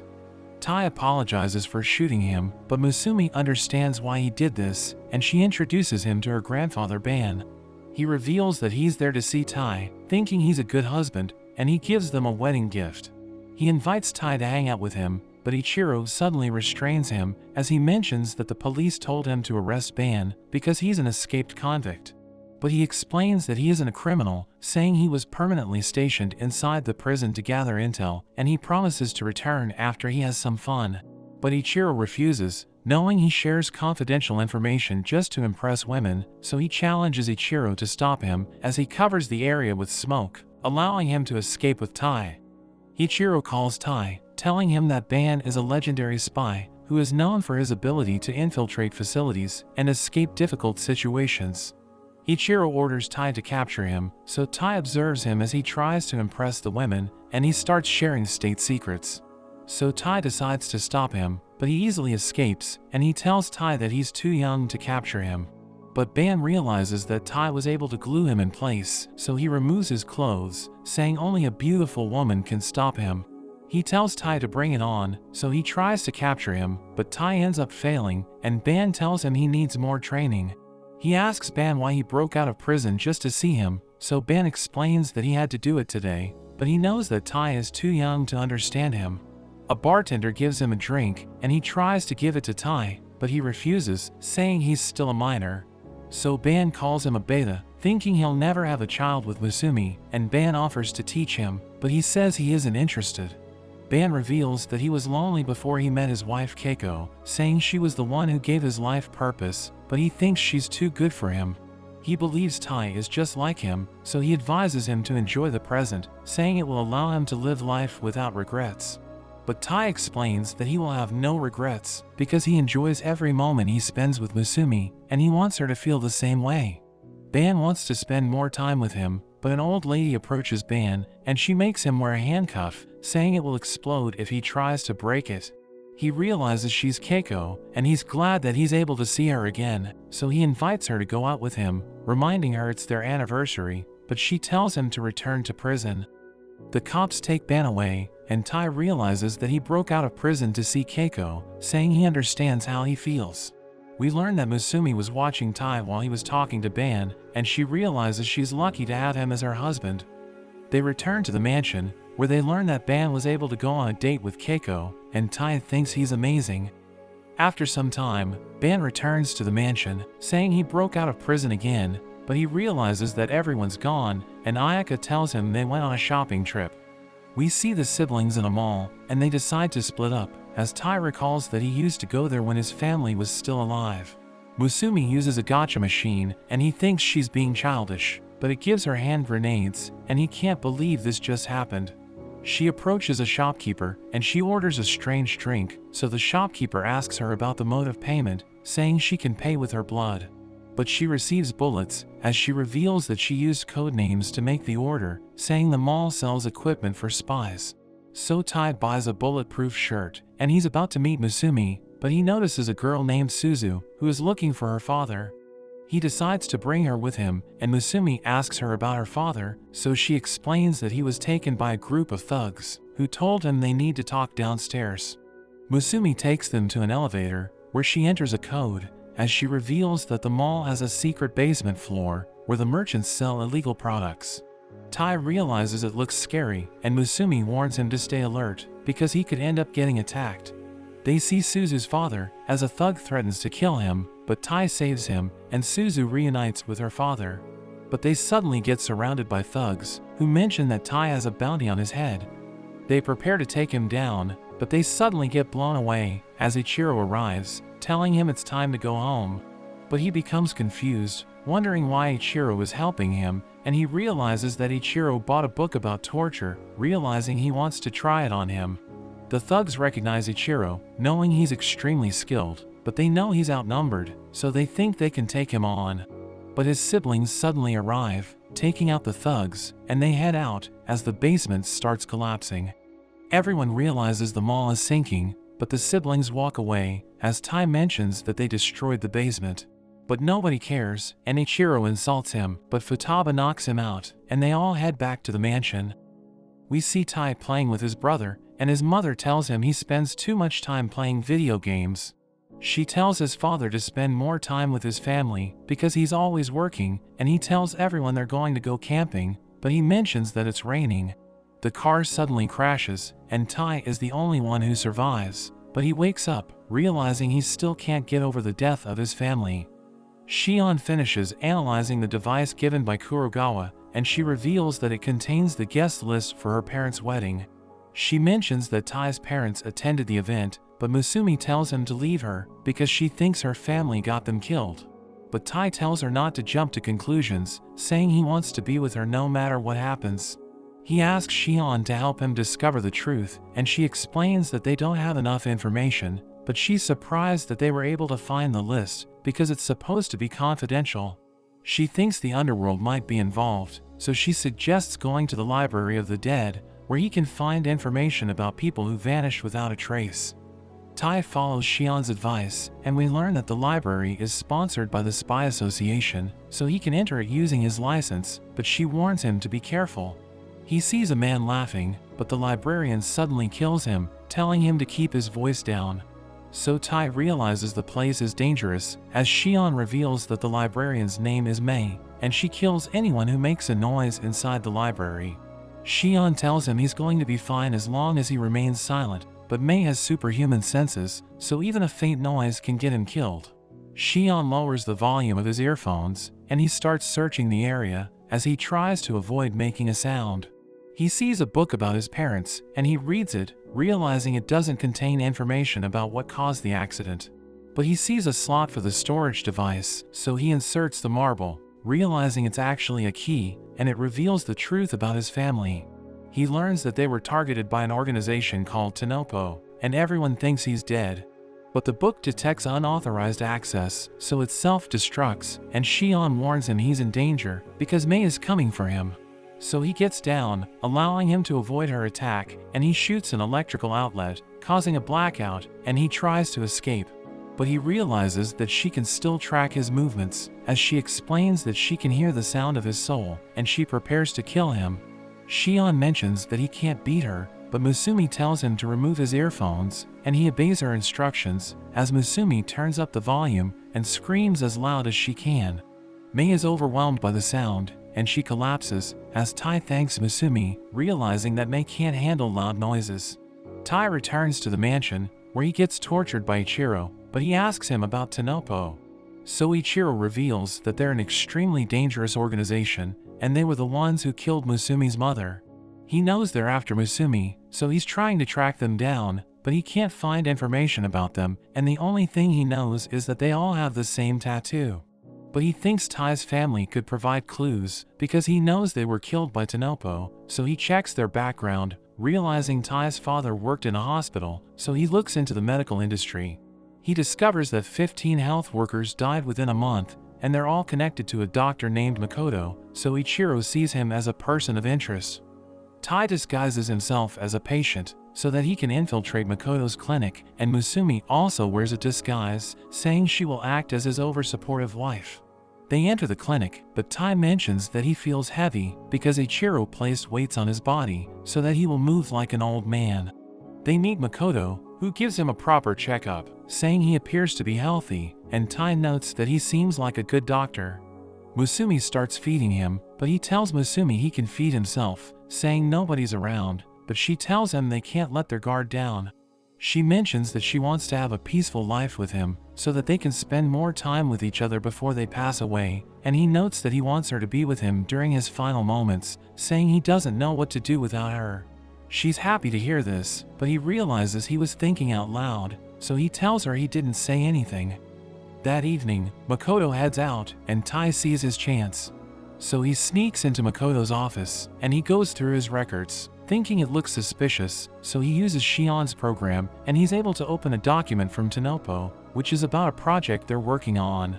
He realizes it's connected to Musumi's family, and we learn that his siblings are talented, because there's a special protein called somian in their mother's blood, which grants them superhuman abilities. Tanopo knows that it can be used to strengthen others, so they're planning to use it as a doping agent, but it can't be created synthetically, so the only way to acquire it is by taking Musumi's heart. But Makoto suddenly returns, and he attacks Tai, removing his mask. Makoto can't believe he's still alive, thinking he's supposed to be dead, and he asks Makoto if he killed his family. But he refuses to answer, saying nobody can stop them, as Tai sees the tattoo on his neck. He stabs Tai, but it hits Ichiro's weights, and Tai kicks him away, saying he will protect Musumi as he fires his gun, but he realizes Makoto is immune to his attack. He presses a button, and Tai is blinded by a flash of light, as Makoto uses the opportunity to escape with his computer. But Tai reveals that he already extracted the information, and he plans to expose Tanopo so that he can protect Musumi. Tai checks the information, but he realizes that it's difficult to locate Tanopo's headquarters. He sees receipts from a hotel called Dandelion, so he looks it up, thinking it looks suspicious. Meanwhile, Makoto reports to the other members of Tanopo, and he tells them about his encounter with Tai. He knows that Tai is Musumi's husband, thinking he's going to keep pursuing them, and Makoto mentions that he wants to try something when he gets the chance. The next day, Tai wakes up on a boat, so he panics, wondering how he got there. Ichiro greets him, saying he took them to the Pacific Ocean because he wants to spend time with him. They go fishing, and Tai is able to catch a fish as Ichiro gives him advice, but he freaks out, wondering why Ichiro is so friendly with him. Tai thinks he's planning to throw him into the ocean, but Ichiro tells him there's no need to be suspicious because he just wants to give him an offering for pouring his soul into training. Tai suddenly catches a man who boards the ship, trying to kill him. So he fights back, knocking the man out, and Ichiro tells him this is part of his training, revealing that he used to do it with Futaba when he was a kid. But he explains that the man really wanted to kill Tai, showing him a flyer he distributed to lure enemies in. Several bounty hunters appear, as Ichiro reminds Tai that he's still at the bronze rank, telling him the others were able to get to silver when they were still in grade school. Ichiro mentions that the drill is supposed to be easy, but he can understand why Tai is struggling to complete it, saying he's just an ordinary person. But he explains that he can handle it, because he was trained by their siblings, and he manages to overpower his opponents. But everyone sees a torpedo approaching, so they panic, and it hits the boat, blowing it into pieces. Tai saves the bounty hunters, wondering who fired the torpedo, and he sees the symbol of Tanopo, as Ichiro explains that they have an unmanned fighter in the ocean, which protects their smuggling route. He tells Tai that they have connections from all over the world, so even the best spies would struggle against them, telling Tai to back down, because he doesn't stand a chance. But he explains that he doesn't care, because he's willing to do whatever it takes to protect Musumi, and Ichiro tells him they're on the same page. He throws him away, and as Tai dives into the water, he sees another torpedo, so he wraps his wires around it, but it pulls him away. Ichiro tells him it's going to kill the bounty hunters in 30 seconds, saying he's been sacrificing himself to protect others, but now that he's a professional spy, he needs to remember his training. So he uses Shinzo's knife to open the outer shell, and he remembers his siblings' advice, as he uses a device to disable the torpedo. It rises to the surface, and the bounty hunters thank him, knowing he just saved their lives. We see the sub that fired the torpedo, as the operators wonder why it didn't explode. They suddenly see Ichiro approaching, and he tells them their weapons can't defeat his family, as he slices the sub into pieces. After that, Ichiro reveals that the Dandelion Hotel has links to Tanopo, saying Seiji gave him a tip, which mentions that Makoto is staying in his suite. So Tai decides to investigate it, as Ichiro tells him that Shinzo is on his way to help. Ichiro thinks Tanopo is confident in their ability to fight back, and he warns Tai that he's going to get killed if he gets caught. Tai tries to use the elevator, but it scans him, and he gets punched away, as an employee tells him that only VIPs are allowed to take the elevator to the suite floor. So he tries using his gecko gloves to climb the building, but he sees a couple fighting, and he ends up getting hit. So he falls off the building, and he lands in the pool, but he panics, realizing he almost died. He suddenly hears a woman ordering an employee to take her pet to the suite room, so he comes up with a plan. We cut to Makoto, as he talks to the owner of the hotel named No Man. He reveals that he brought the latest batch, saying it's an improved version with less side effects, but Tai suddenly arrives, telling them to surrender. But they see him disguised as a cat, so they become confused. Makoto recognizes his voice, telling him he doesn't have time to fight him, and a helicopter arrives, as No Man destroys the glass, throwing it at Tai. He knocks him back, recognizing him as the husband of Musumi, and Makoto uses the opportunity to escape. No Man decides to use the product Makoto gave him, as he mentions that he owes Makoto his life, so he can't allow Tai to interfere. He tells Tai about Tanopo's new product called the Hazakura, saying it contains a substance which mimics Somian, and it gives its users superhuman powers. He uses the Hazakura, and his body suddenly starts growing. He destroys Tai's revolver, and punches him away, saying he feels bad for Tai, because he's about to die when he's still so young. But No Man realizes he's still alive, and he's impressed that he was able to land a hit. But his body regenerates, as he explains that besides superhuman strength and durability, he also has the ability to heal, but it's still inferior compared to the powers of Musumi's siblings. He's about to kill Tai, but the ground suddenly starts shaking as Shinzo arrives, and he blasts No Man with a laser beam. No Man gets back up, recognizing him as a gold-rank spy, and he brings out his weapons, shooting No Man repeatedly. He attaches a device to Tai, and throws him off the building, so he starts to panic, but the device activates, and it deploys a parachute. Shinzo promises to take care of No Man, who suddenly charges in, but Shinzo manages to match his strength. He reveals that he has a detonator in his tooth, threatening to kill everyone in the hotel if Shinzo doesn't surrender. So he stops resisting, and No Man starts pummeling him, creating earthquakes with each attack. But we see that he's still standing, and he explains that he was just waiting for something to happen. No Man suddenly hears his employees reporting a terrorist attack, as Tai scares everyone away, so they immediately evacuate the hotel.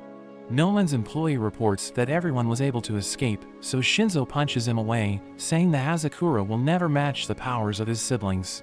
He brings out his ultimate weapon, and he reveals that it's an electric gun, which is difficult to use because of its complex build, so he's the only one in his family who can fire it. He charges up the weapon, and No Man thinks it won't work on him, because he can easily dodge it. But the floor suddenly starts to crumble, as Shinzo reveals that Tai was able to hack the detonator in the camera, telling No Man he lost because he underestimated Tai. Shinzo fires his weapon, and a lightning strikes No Man, knocking him out, as Makoto notes that he has served his purpose, because he was able to gather data during the fight. Shinzo reports that he has defeated no man, telling Tai it's time to regroup, but he suddenly falls, and a strange man catches him, asking him if he's okay. He wonders why the man didn't evacuate, but the man walks away, telling Tai to take care of himself, because he can't protect people with a weak body. Shinzo arrives, and he thanks Tai for helping him during the fight, but he suddenly realizes that Tai is bleeding, and he collapses due to his injuries. They return to the mansion, as Nano reveals that Tai has been shot multiple times, saying it's a miracle he's still alive, but he won't be regaining consciousness anytime soon. Ichiro starts drawing on his head, so Futaba beats him up, and Nano tells him to stay away from Tai. Musumi tells her siblings to leave, saying Tai needs to rest, and Nano gives her medical equipment in case anything happens. We see Ichiro enjoying a cup of tea when Shinzo joins him, saying he wants to talk to him. Ichiro thinks he's feeling guilty, so he tells him not to be so hard on himself, but Shinzo explains that there's another issue, saying he can't believe what he just saw, because Tai suddenly started bleeding in front of him. He knows he has superhuman hearing, but he didn't hear anyone shoot Tai, so he thinks Tai was already attacked before he got there, but his body's reaction was delayed. Shinzo knows it sounds ridiculous, but he knows someone capable of doing it. The alarm suddenly rings, and Musumi is confused, wondering why it's making a strange sound. So Shion tells her it's an intruder alarm, and it's trying to tell them that there are over 1,000 enemies approaching. We see the Hazakura battalion gathering outside, as one of them thinks about rushing in, but their captain named Yama tells him not to disrupt the order. Makoto tells Yama to go easy on them, so he explains that he's just keeping them in check, because they tend to become aggressive due to the side effects of Hazakura. Makoto tells him to do his best, saying they injured Tai, so that they could gather the entire family at the mansion, and he tells them to eliminate Musumi's siblings, giving them the order to attack. So they charge in, as Shion realizes that the mansion's security has been breached, and Futaba thinks the security codes have been leaked. But the invaders encounter Goliath, and he grows into an enormous beast, before going on a rampage. The siblings join him, and they use their powers to take the invaders down, but Futaba realizes they're incredibly durable, because they can withstand her attacks. Nano and Shion realize their attacks are working, but Futaba thinks they just need to keep moving forward. The invaders rush in, and they see Ichiro, thinking they can take him on, but his wires stop them, and he tells them they'll never reach the mansion. Goliath continues to attack them, and they think they don't stand a chance, but Yama tells them to press on. He reveals that normal people only have a 3% Hazakura compatibility rate, and Nomen's compatibility rate was at 10%, but he still couldn't defeat Shinzo. Yama unleashes his power, revealing that he's 6 times stronger than Nomen, and he attacks Goliath, sending him crashing against the mansion. Yama realizes that Ichiro removed his wires because he didn't want to hurt Goliath, but we see that Yama is already in the mansion, realizing the family's greatest weakness is their love for each other. Ichiro threatens to kill him, but he suddenly hears a noise in his speaker as the strange man activates hibernation, which surrounds the mansion with walls. Yama is able to escape from Ichiro, and Futaba appears, saying she recognizes the man's voice. Ichiro knows that hibernation can only be disabled with the head's ring, so he tells her to deal with the Hazakura battalion, saying he's going to take the ring from the previous head. Meanwhile, Musumi realizes the mansion lost power, and she knows something's wrong, so she tries to contact her siblings, but her phone has no signal. She realizes that Tai's condition is deteriorating, so she's afraid he's going to die, and she knows she needs to do something fast. She searches around the room, and she finds a syringe, preparing to use it to extract her blood. She recalls how her mother told her that the blood of the head has a special power, but she should only use it to help the people she cares about. She manages to extract her blood, and she gives it to Tai, hoping her plan works, because his life is on the line. Yama enters the room, and he's about to take her away, but Tai suddenly stops him, telling him not to touch her. Tai shoots him, but it doesn't work, and he charges in, but Tai kicks him away. He notes that he feels strange, because his body feels light, and Yama's movements are incredibly slow, so he knows he can take him on. He manages to land a hit, which pushes Yama back, but he suddenly starts struggling, as Yama tells him that the Somian is activating the cells in his body, but it's destroying his brain, and Yama reveals that Hazakura kills the people who can't tolerate it. But Musumi hugs him, telling him to calm down and stay focused. He tells her to escape, but she doesn't want to leave him behind, saying she will take her life if he ends up dying, so that Tanopo won't be able to use her blood. She tells him to focus on her voice and gives him advice on how to control his powers. But Yama throws her away, and he prepares to smash Tai, but he manages to stop it, and he strikes back, blowing a hole into Yama's body. He wonders why he can't regenerate, and he calls Tai a monster as he falls to the ground. We return to Ichiro as he heads to the woods, where he meets the strange man, calling him his father. Ichiro asks him to return the ring, but he's glad to see that his children are doing well, and he mentions that Tai has awakened a new power. But Ichiro asks him why he's working with Tanopo to make Tai stronger, knowing Musumi would never use her blood on Tai. So Ichiro thinks his father injured Tai, and planned everything in the attack, so that she would be forced to give Tai her blood. Ichiro asks him why he did it, but he explains that he just wants a strong husband for his daughter, and he mentions that he has achieved his goal, so he decides it's time to leave. But Ichiro tells him he hasn't changed, telling him to stay away from Tai and Musumi, as he unleashes a powerful attack, which cuts down everything in its path. Musumi is happy that Tai made it, but she becomes worried, thinking her blood could kill him, so he hugs her, thanking her for saving his life. Shion interrupts them, revealing that she was able to rebuild their old emergency hotline, so she can contact them even without signal. She tells them to stand by, as Futaba blows away the Hazakura battalion, telling her siblings to clean the yard. Shion tells Kendo to lure the enemies to a trap, so that they can all be captured at once, and he disguises himself as Musumi. He starts running away, as the enemies chase after him, and he leads them to Nano. They surround him, thinking it's all over for him, but Nano smashes the ground, as he jumps away with Kendo, and the Hazakura battalion falls into a pit, as Shinzo traps them in a giant ball. They try to break out, but they realize that they can't destroy it, and Futaba spins them around, and then blows them away. We see that Ichiro's attack didn't work, because his father was able to catch all the wires, reminding him that he was the one who taught him how to fight. But Ichiro still manages to restrain his father, telling him to surrender his ring, and he mentions that he's proud of his children, as Ichiro takes his ring. The hibernation is deactivated, and everyone's glad that Musumi and Tai made it, but they wonder how Tai has already recovered, because he was in critical condition. He suddenly goes berserk, so everyone restrains him, as Nano mentions that he's experiencing the side effects of Somian. Ichiro explains that it awakened all of the cells in his body, but it's extremely difficult to control, because the body and mind are unable to handle the blitz of excessive information. Tai manages to overpower them, but Ichiro restrains him, and gives him Shion's headphones, thinking he will calm down after he hears Musumi singing. The siblings think Ichiro is insane, but he wants to hear her sing, and she decides to do it for Tai, but her voice is so bad that even the birds can't handle it.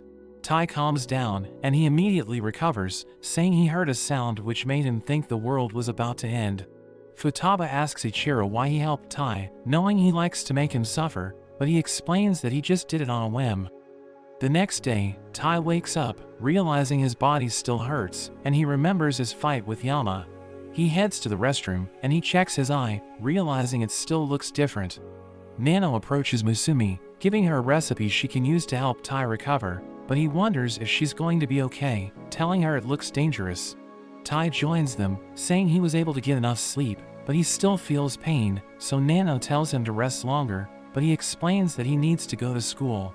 Musumi tells Nano to join him, but he thinks Nano is going to stand out because of his body, so she explains that he can change his appearance, and he uses a drug, which returns him to his original form. Tai walks to school with Nano, who explains that his powers are difficult to control, so he prefers to use his mutated body while he's at home, because it allows him to live a more stable life. He reveals that he only uses his drug whenever he needs to go to school, so he can look like a normal kid. But his body suddenly starts to transform, as Tai wonders if he's going to be okay. Later that day, we see Tai hanging out with his friends, when he receives a call from Nano, who tells him to go to the biology lab. So he heads to the lab, where he sees Nano mutating, and he asks Tai to inject him with medicine. So he does as he says, and Nano's body becomes stable, but a girl named Sato suddenly arrives, asking him if he's sick. She uses her head to check his temperature, realizing he has no fever, but he becomes flustered, and he heats up, as she tells him he has a cold, so he needs to go to the infirmary. After she leaves, he tells Tai that she's the president of the biology club, but she doesn't like humans, so he tells Tai to leave her alone. He wonders if Nano is going to be okay, and he starts eating pills, but his body becomes unstable again, so he recites a strange line, as Tai asks him what it means. So he explains that it's the base sequence of his DNA, saying it's the same with all living creatures, so reciting it makes him feel like a normal person. But he thinks he has reached the end of the line, so he thinks about injecting himself with a permanent vaccine, so that his body will never become unstable again. But he mentions that he won't be able to use his current form again, so he can't return to school. Tai knows that he has friends, and he doesn't want him to abandon them, so he stops him, saying he will help him preserve a normal life. We see Nano in his class, but his body suddenly transforms, so Tai uses a dart to save him, and he thanks Tai for his help. Sato returns to the biology lab, preparing to feed the animals, but her snake suddenly eats a drug dropped by Nano, which causes it to transform. Meanwhile, we see Futaba with Rin, as they discuss the recent attack, and Rin wonders when Tanopa will give up on hunting Musumi. She offers to help Futaba, and Shinzo arrives with food prepared by Musumi. We return to Nano, who thanks Tai for looking after him, but he sees animals from the lab, and he hears a girl screaming. So they rush to her, and they realize that all of the animals have escaped from the lab. Nano sees Sato, and he checks her pulse, realizing she's still alive. But he sees a scale, thinking it looks abnormal, and he realizes that her snake ate his drug, so he blames himself for what's happening. She regains consciousness, saying she needs to save her snake, and she runs away, as Tai tells him to go after her. We see Nano and Sato searching around the campus, as Nano notes that the environment is conducive to cell stimulation. The snake suddenly attacks them, so he saves Sato, and he notes that it appears to be confused. So he runs away with her, as it chases after them, but she loses her footing, and he realizes that it's all his fault. So he approaches the snake, and he allows it to bite him, as he transforms his arm, revealing that his mutated cells can neutralize the drug. The snake returns to normal, but Nano suddenly disappears, as Sato wonders what just happened. We see Tai carrying Nano, and they head to the rooftop, where Nano's body becomes unstable again, so he thinks about using his vaccine, saying it's all over, because Sato saw him transform. Tai tries to change his mind, but he pushes Tai back, saying he can no longer control his strength. He's about to inject the vaccine, but Tai manages to stop him, telling him to use his chant to calm down. So he starts reciting it, and he's able to control the mutation, as Tai assures him that he will always be there for him. Sato appears, and she reveals that she's been listening the entire time. She can't believe Nano is capable of metamorphosis, and they realize that she came up with her own unique interpretation. She realizes that Tai is close to Nano, so he becomes nervous, because people aren't supposed to find out that they're siblings. But she thinks he just wants to join the biology club, and she welcomes him, telling him it's time to fill out his application. Before she leaves, she tells Nano to stay in the club, because she needs his help, and he's glad she wants him by her side. Tai and Nano return to the mansion, but they realize that everyone has been knocked out. They're surprised to see Rin, and Musumi appears, so Tai asks her what happened. She explains that she tried Nano's recipe, thinking it would help Tai recover, but when the others tasted it, they ended up blacking out. She thinks it's just a side effect, and they're going to wake up fully recovered, but they wonder why Rin is still okay, and Musumi thinks it's because she never gets tired. She tells Tai and Nano to try it, but they already know what's going to happen, so Nano decides to create an antidote immediately. Tai has a sparring match with Shinzo, but he loses his footing, and Shinzo delivers the finishing blow. He tells Tai that swordsmanship is all about balance, and Somi intends to go to his eyes and hands, but it's more effective if he focuses on his senses. Shinzo decides to give a demonstration, and he overpowers Tai by attacking him with ridiculous speed. He tells Tai that he still isn't used to his powers, so he shouldn't use it for too long, and Ichiro joins them, telling him to wield his power with purpose because it will make him stronger. Shinzo gives him a training regimen, but he thinks it's too brutal, and Ichiro tells them he's heading overseas to complete a mission. But Musumi suddenly appears, and she reveals that she took part in a raffle, where she won tickets to the Endless Hell Hot Springs.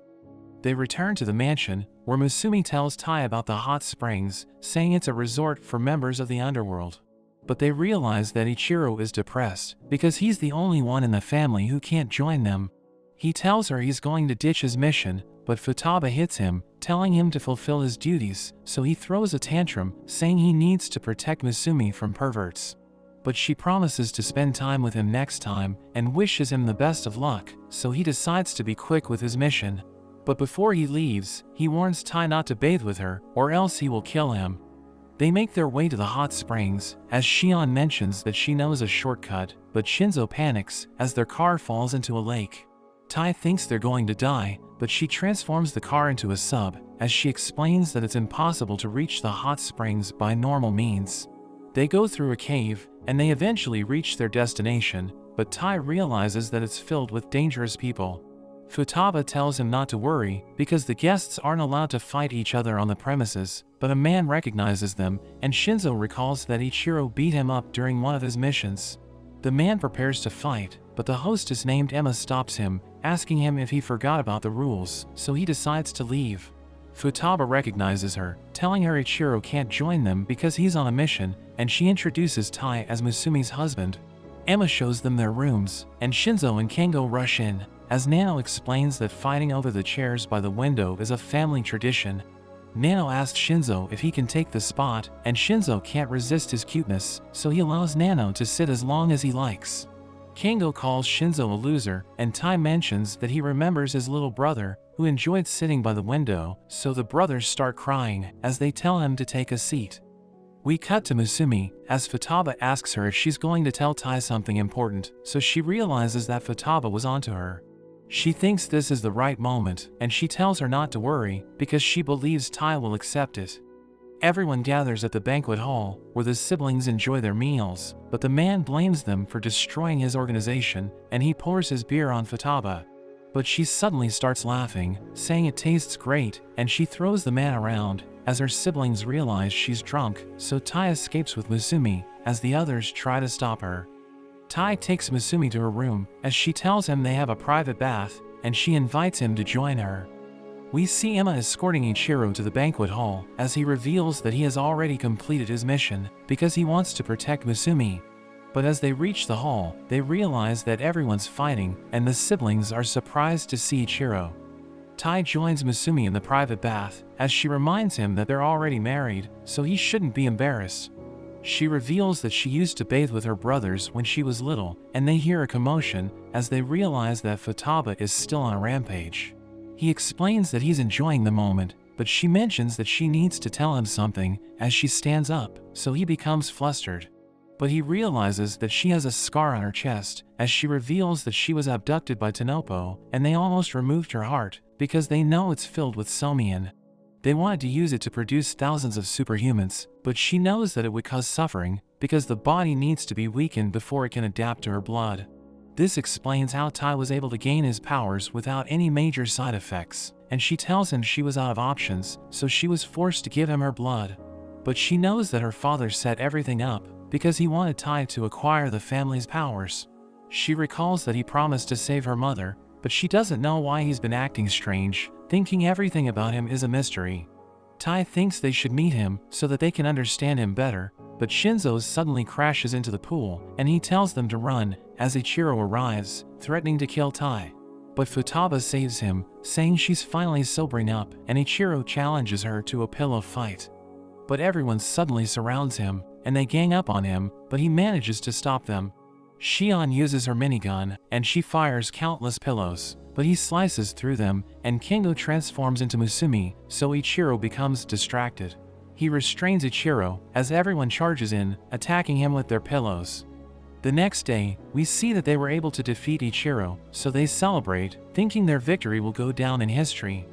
We see Oga and Sui as they infiltrate a Tanopo facility, and they enter the storage area, realizing it was used to store Hazakura, but it's already empty. Oga sees a bomb, and it detonates, destroying the facility, as Makoto watches from a distance, saying he's glad that everyone's doing well. Oga and Sui are able to escape, and they realize that Tanopo is one step ahead of them, thinking the information they gathered was outdated. Meanwhile, Ayaka tells Musumi that the Hinagiku have been helping them investigate, but they still can't find clues about Tanopo. She mentions that Tanopo appears to be transporting something on a regular basis, thinking it's Hazakura. She explains that they can't pinpoint the destination, but they were able to figure out the routes, and the siblings have started their investigation. We cut to a train, where we see Musumi's father drinking with Makoto. He takes a box of steamed dumplings, and he opens it, as everyone mentions that it smells weird. Tai is working as a porter, and he struggles to perform his duties, realizing that he can't open the train's windows. He takes a break, as he mentions that nobody looks suspicious, so he wonders if Tanopo is using the train as a transport. We learn that he's been looking into Musumi's father, whose name is revealed to be Momo, but he can't find information about him because the records say he's already dead. The train suddenly shakes, and he loses his revolver, so he becomes depressed, as he recalls that Shinzo just finished modifying it. He heads back into the train, and he sees a girl looking out the window, so he tells her to be careful. She gives him his revolver, saying she saw him drop it, so she rushed to retrieve it, but she ended up breaking the glass. She introduces herself as Shirai, but a passenger suddenly calls him. So he excuses himself, and she starts complaining about the window in her room, because it won't open, saying the entire train is covered in smoke.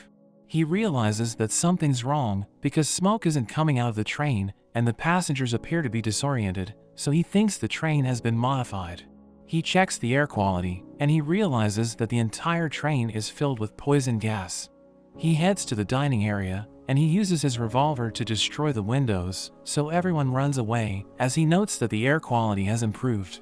He realizes that there are still passengers in the room, and one of them explains that they were using an odorless gas to make everyone hallucinate. They're revealed to be Momo and Makoto, and Tai recognizes Momo because of the description his siblings gave him, realizing he was the one who attacked him in the hotel. So Tai recognizes him as his father-in-law, introducing himself as Musumi's husband, and he prepares to give him a proper greeting. Meanwhile, Shion reveals that she's been searching for Tai, and she found a picture of Momo and Makoto in the train. Musumi is worried, because she can't contact him, and Futaba receives a call from Rin, who talks to her about a case they're handling. But she tells Rin that everyone's busy, saying they need to rescue Tai. We return to the train, as Shirai interrupts Tai, and Momo appears behind him, giving him advice on how to hold the revolver. Tai tries to shoot him, but Shirai uses her hair to restrain him, as Makoto reveals that she's 100% compatible with Hazakura, saying he wants to gather data by watching them fight. He reveals that their plan was to scatter the siblings by giving them fake intel, and he's glad that they were able to lure Tai onto the train. Makoto thanks him for playing right into their hands, and Momo tells him to let Musumi's blood guide him. Makoto wonders what he's up to, but he refuses to say anything, and Makoto reveals that he's jealous, as he mentions that Momo can do whatever he wants, because someone important is indulging him.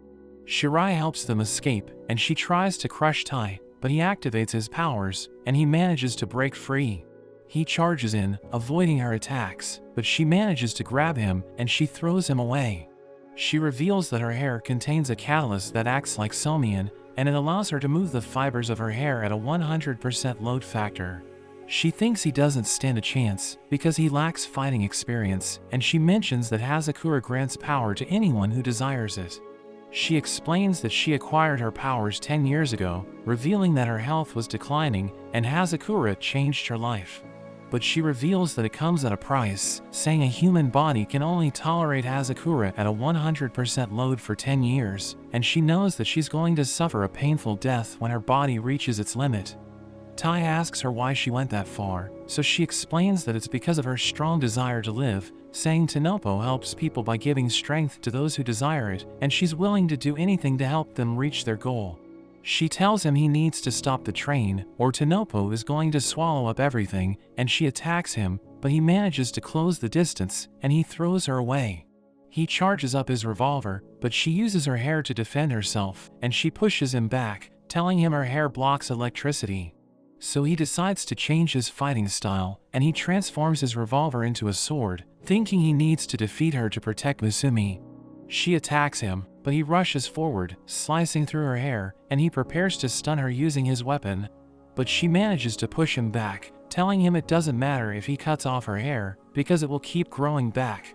She continues to attack him, as he struggles to defend himself, but he suddenly realizes that she's trying to communicate with her hair. She explains that she's using her hair to simulate words because she doesn't want Makoto to find out that she's about to tell him the truth, revealing that his family died because of her. In a flashback, we see Shirai in a hospital as Tai's parents visit her, wishing her a happy birthday. They give her son earrings as a gift, and they tell her to keep fighting, saying they're happy that she's about to be released from the hospital. Makoto joins them, and Tai's father thanks him for the clinical trial that healed her. Tai's parents leave, and Makoto realizes that they gave her a gift, so he thinks they must really like her, thinking she's like family to them. After some time, we see Shirai being released from the hospital, as Tai's parents tell her to enjoy her life, and she's glad to have them by her side. But one evening, she returns to the hospital, and Makoto tells her she's making great progress, saying he needs to show her something. He takes her to the morgue, where he reveals that thousands of test subjects died within 2 years after they were given Hazakura. But he explains that its side effects seem to complement her illness, thinking this is the reason why she's the only one who survived with 100% compatibility. So she freaks out, but he reminds her that his research saved her life, saying it can also be used to save other people. She wonders what happened to Tai's parents, so he explains that he has decided to get rid of them because he doesn't want the public to learn about his research. He explains that sacrifices need to be made, telling her to take care of her life, and he welcomes her to Tanopo. We return to the present, as Shirai reveals that her son earrings have been modified, so it now has GPS, and he can use it to track the other members of Tanopo. She thinks she has no right to wear it, because she got his parents killed, and she tells him she has a request, telling him to find a clue that will help him protect his siblings. She launches him to the air, and he recalls the moment when his mother saved a girl from drowning. The girl's father thanks her, and he apologizes for ruining her precious family time, but she explains that she's a nurse, so saving lives is normal for her. Tai loved everyone in his family, so he was depressed when he lost them, thinking they died because he was too weak to protect them. Back in the present, Shirai tells him she needs to retreat, but he suddenly attacks her, as Makoto realizes that his stats are increasing. Momo explains that he has lost control, saying the amount of somian is altered by someone's emotions, and Tai's somian has increased to the point where he can no longer control it, so it will destroy his body in a few minutes. He goes berserk, and he tries to attack Shirai, but she restrains him, saying she has finished extracting data from him, and she prepares to finish him off. He thinks he has failed his family, but he remembers Musumi, knowing he needs to protect her from Tanopo. So he grabs onto Shirai's hair, and he breaks free, but she thinks he won't be able to do anything because he can't control his powers. But he cuts his leg, and Momo mentions that it's called bloodletting, knowing he's doing it to remove the excess buildup of somian. He wants to protect his new family, so he charges up his sword, as he prepares to use his ultimate technique. He rushes forward, and Shirai tries to stop him with everything she has, but he manages to overpower her with his ultimate move.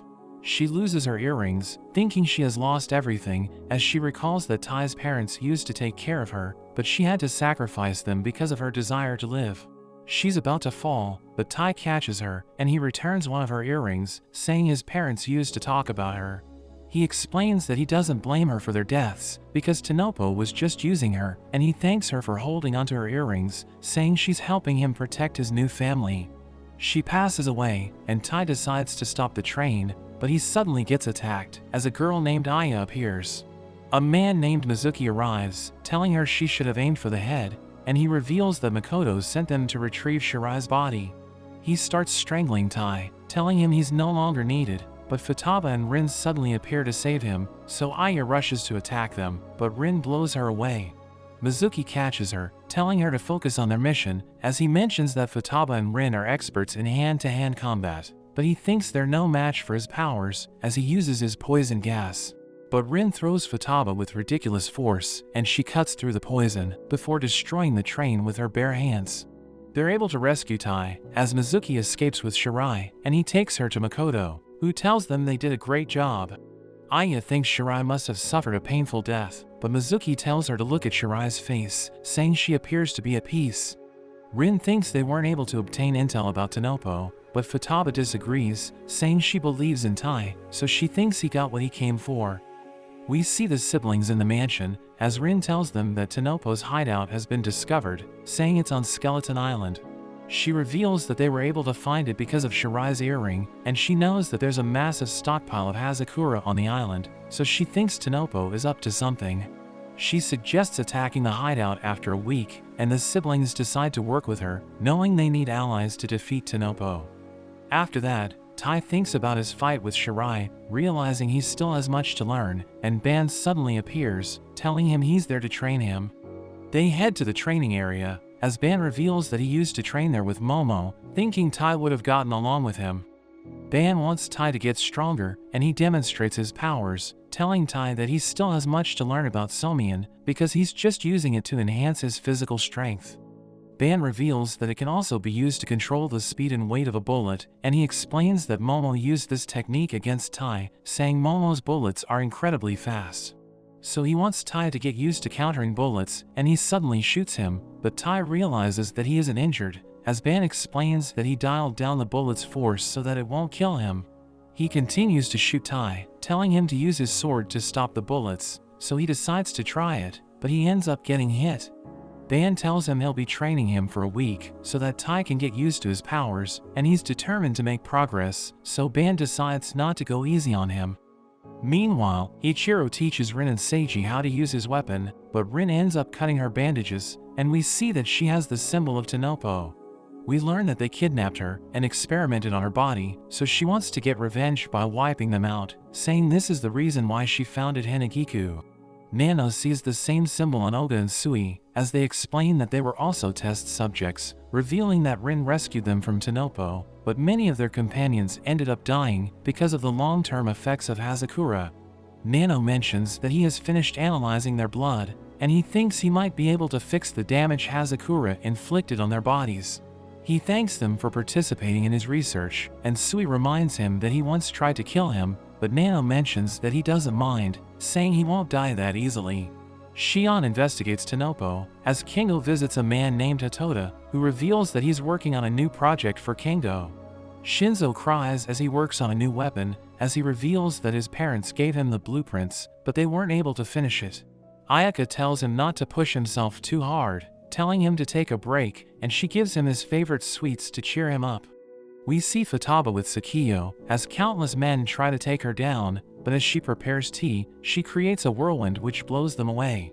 Sakiyo mentions that it's his first time observing her family's tea ceremony, and she asks him why the other members of the Spy Association didn't join them.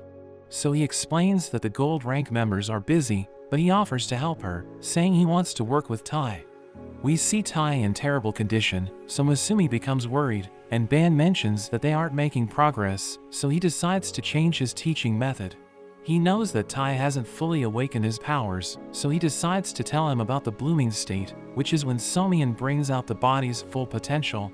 He reveals that the ability granted by blooming differs from person to person, and he demonstrates his power, saying it allows him to slip through spaces that are impossible to penetrate.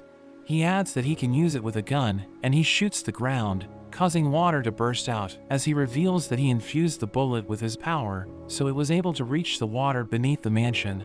He decides to teach Tai how to use blooming, but he suddenly starts dancing with him, as he explains that he's trying to get him to resonate with his body, because it's the best way to awaken Tai's powers. He suddenly shoots Tai, but he's able to react on time, as Ban notes that he's already close to blooming. Ban thinks about calling it a day, but Tai wants to keep going, saying there's no risk involved. But Ban tells him he's about to experience the real risk, as he decides to shoot Musumi with an extremely powerful bullet. But Tai manages to block it, and he realizes that he has fully awakened his powers. Ban knows that his power is hardening, revealing that the ability granted by blooming is a reflection of a person's humanity, and he reminds Tai that he has always been passive during his past battles. So Ban decided to force him to protect Musumi, knowing it would unlock his full potential, but he becomes upset, telling Ban not to shoot her. But he explains that he did it for his grandchildren, and she reveals that she wasn't really in danger, as Tai realizes it was just a prank. After that, Keiko learns about what happened, and she reprimands Ban and Musumi for manipulating Tai, telling Ban that she won't hug him for a week. She decides to take Musumi to a secret area, which can only be accessed with the head's ring, but Ban chases after her, so she orders Tai to stop him. They reach the deepest part of the mansion, which is revealed to be the head's chamber, and Keiko explains that it was created as a place of refuge. She tells Musumi about the Book of Buds, saying it contains their family's secrets, but she explains that she has never read it because she doesn't know how to unlock it. She adds that they can't open it by force because it was designed to destroy the mansion to protect their family's secrets. She mentions that there will be chaos if the world learns about it, and she asks Musumi if she's willing to sacrifice everything to protect it. So she explains that she's prepared to do anything for the family, and Tai appears with Ban, saying he's finally able to catch him. He hugs Musumi as he reveals that he heard everything, and he tells her he will try to get stronger so that she won't need to make any sacrifices. A week later, we see everyone gathering for a party, and Tai watches a cherry blossom tree as he realizes that his powers are reacting to it. Keiko reveals that it's the family's sacred tree called Tenyu, telling him it has existed since the time of the first head, and it has somian flowing through it. She explains that their tradition is to gather there before important events, and she gives him rolled omelets, but Ban suddenly rushes to her. So Tai becomes frightened, and he realizes that Tsukiyo is behind him as Keiko wonders what he's doing there, because she thought he's busy with his mission. But he explains that he finished early because he wanted to meet Tai, and he hugs him, saying he also made omelets for him. But Ayaka suddenly arrives, telling him not to eat it because it might be poisoned, and she reveals she also made some for him. She starts to argue with Tsukiyo, saying her food tastes better, but Sui tells them to stop, showing them his omelet, and everyone asks Tai which one he wants to eat. But he takes all of them, and he shoves them into his mouth, saying they all taste delicious. Meanwhile, we see Makoto with the other members of Tanopo, and he mentions that they should celebrate because they're about to launch the seed sowing project tomorrow. One of them, named Enuma, mentions that his chicken is still raw, so a girl named Akai uses her powers to cook it. Makoto mentions that his chicken is also raw, but she burns him, so Aya decides to help him, but she accidentally throws her cake at him instead. We return to Tai, as he wonders why everyone's preparing for a concert, so Ban tells him it's a family tradition.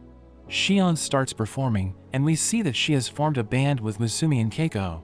She sings a song about fighting evil to achieve world peace, as Ichiro and Ban dance with their glow sticks, while Nano joins her on stage and he starts dancing with Goliath. Her performance comes to an end, but she becomes embarrassed because she didn't want to sing in front of everyone. Shinzo tells her she has a great voice, but she tells him it's his turn to perform. So he forms a band with Ayaka, and they begin their performance, but he starts screaming as everyone realizes that his voice is terrible. They enjoy the rest of the night together, and before calling it a day, Musumi announces that they will begin their mission tomorrow. She mentions that they have 3 goals, saying the first one is to arrest Makoto and retrieve the Hazakura in his possession. The second goal is to liberate the test subjects at the hideout who are being subjected to Hazakura experiments, and the third one is to unmask the truth about Momo, whose actions are unpredictable. She tells everyone to complete the mission, but Tai suddenly gets captured by Ichiro. He sees a grave, as Ichiro reveals that it belongs to his mother, but he explains that her remains haven't been recovered, and he thinks Tanopo is using her body to develop Hazakura. He tells Tai that they need to complete a secret mission where they will recover his mother's body and give her a proper burial. Tai wonders why Ichiro gave him the mission, so he explains that he doesn't want his siblings to know about it, because they will suffer if they learn what happened to their mother. He tells Tai to complete the mission in case anything happens to him, but Futaba interrupts him, telling him they should play sumo together. Musumi approaches Tai, saying she won't ask him what Ichiro told him, but she tells him she will always be rooting for him. The next day, Makoto reveals that he still has a hangover from last night's party. But a member of Tanopo named Chaka mentions that intruders have been detected. We see Keiko driving the family car, and Tai prepares to jump with his siblings, as Ayaka mentions that she'll be watching over Musumi with Shion. The siblings ride Goliath as they dive to the island, and Chaka mentions that they'll be arriving in 1 minute. Makoto wonders how they were able to find the hideout, so Momo explains that it's because of Shirai, saying he knows what happened during her fight with Tai. Makoto asks him why he didn't tell everyone about it, so he tells them it's because they never asked. Shion reveals that her siblings have entered the hideout's wireless range, so she can now access Tanopo's inside information. She explains that Makoto is hiding in the nerve center of the underground base, and the plan is to use Goliath to destroy the entrance, but she suddenly loses access as Chaka updates the system. Makoto realizes that Akai is gone, so Anuma tells him she left to guard the entrance, but he isn't worried because he knows that she's the strongest member in the team. She tries to burn the siblings, but Futaba uses her finger to control the flames, and she manages to destroy the entrance. The siblings enter the base, as Shion orders Kengo and Nano to rescue the test subjects, while Tai and the others move towards the nerve center. Futaba realizes that reinforcements have arrived, and she tells them to surround the island, but Akai is about to blast Goliath, so he jumps away, and we see that she has already recovered. So Futaba tells Goliath to clear the path for the others, and she prepares to deal with Akai. Akai blasts Futaba with her flames, but it doesn't work, and Makoto tells Chaka to call for reinforcements. But he explains that he can't, and we see Keiko destroying their equipment, so Makoto wonders what they should do next. Anuma realizes that he needs to fight, but he tells everyone he's going to leave them if it gets too dangerous. We see Shinzo and his siblings fighting Makoto's men, but dark spikes suddenly appear as a member of Tanopo named Kurosawa makes his entrance, and he starts attacking them. So Shinzo opens fire, hitting him multiple times, but his bullets don't work, but he tells the others that he'll take care of Kurosawa. So they rush ahead, as he realizes that Kurosawa's body is made of steel, so his guns are useless against him. We return to Futaba, as she tells Akai to surrender, because Makoto is their only target, but she mentions that she has nothing to lose, and she enters her blooming state. She fires a powerful heat wave, and Futaba thinks she can deflect it, but her glove starts burning, so she throws it away, as Akai tells her she made the right move, because her flames can't be extinguished. She surrounds Futaba with her flames, but she controls the air around her, preventing the flames from reaching her. But Akai thinks she might be able to overwhelm her, so she strikes the ground, summoning countless heat waves, which cause a massive explosion. Makoto recalls that she used to be an ordinary high schooler, and he was able to find her by hacking medical records, thinking she has already matured. In a flashback, we see Makoto as he watches Akai's house burning, and he sees a suspicious man, thinking he's the one who started the fire. He manages to rescue Akai before the firefighters arrive, and he turns her into one of his test subjects, using her siblings' bodies to help her recover. When she finally regains consciousness, she finds the man who started the fire, and she burns him to death, as Makoto asks her if she feels better. Back in the present, Akai realizes that her attack didn't work, but she reveals that she still hasn't unleashed her full power, telling Futaba she's going to die if she doesn't kill her. But Futaba mentions that she has no plans to kill her, and she enters her blooming state. Akai recalls that Makoto told her she has mastered the Hazakura blooming, but she's still no match for the real thing, so he tells her to avoid the siblings if they unleash their full power. But she wants to see how powerful Futaba is, so she attacks her, but Futaba extinguishes her flames. She reveals that her blooming allows her to nullify all attacks using her fingers, telling Akai she doesn't stand a chance. But she unleashes her full power, and she attacks Futaba with everything she has, but she easily nullifies her flames. Makoto warns her that her body is about to reach its limit, telling her she's going to burn to death if she doesn't retreat, but she doesn't care, and she's determined to kill Futaba. So she fights on, but her body reaches its limit, and we see a massive explosion, but it suddenly disappears, as Futaba extinguishes the flames. She tells Akai she cares for her, and she blasts her with a gust of wind, which removes the flames in her body. She knows that Akai lost everything, but she tells her about Tai, saying he also lost his family, but he never gave in to despair. She tells her to stay down, and Akai loses consciousness, as Futaba reports that she was able to defeat her, but she warns her siblings that she detected a power similar to blooming. Makoto realizes that the situation is getting worse, but he mentions that it doesn't matter if their hideout is destroyed, because it won't affect the seed sowing project, and we see the frozen body of Musumi's mother Rei. Futaba asks Shion if she was able to learn anything from the enemy transmissions, so she reveals that she was able to find the passcodes for the hideout, saying she will use it to help their siblings rescue the test subjects. We see Nano and Kengo as they encounter a group of enemies, and Nano uses tear gas to put them to sleep. But the place is suddenly covered in ice, as Anuma appears, saying he wants to end the fight quickly. Kingo uses his new weapon, which allows him to create copies of himself, and we learn that Hatoda made balloon puppets for him, but he used his other equipment to turn them into his clones. He uses his clones to surround Anuma, who summons spikes to defend himself, telling Makoto that the siblings are targeting the research wing. So he realizes that they're trying to rescue the test subjects, and he thinks about ordering Kurosawa to wipe them out, telling Anuma to secure the power source. So he immediately retreats, as Kingo and Nana wonder where he went. Aya begs Makoto not to kill the test subjects, but Mizuki stops her, and Makoto tells Kurosawa to do it. So he dashes past Shinzo, as he goes on a rampage, and Shinzo can't believe he's killing his own allies. We learn that Kurosawa doesn't fear death, and he doesn't feel anything when he murders other people, so he always attacks with the intent to kill. A man shoots him with a rocket launcher, but it doesn't work, and he ends up getting stabbed.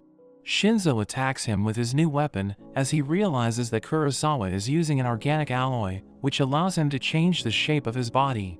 But he knows that Kurosawa isn't invincible, so he keeps attacking, thinking he can crush his body. But Kurosawa regenerates, and a barrier suddenly separates them, as Shion explains that she had to do it, because Kurosawa is a bad match for him, telling him to help Tai and the others.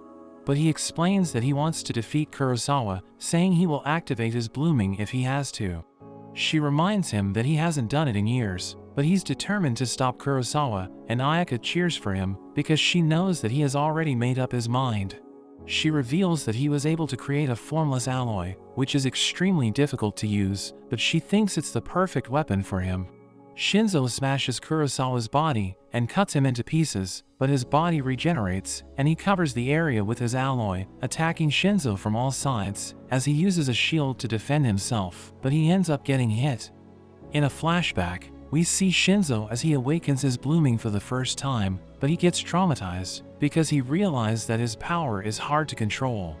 His mother thinks he's afraid, because he doesn't want to use his powers to hurt other people, and she thinks he's a great person, telling him she loves him for who he is.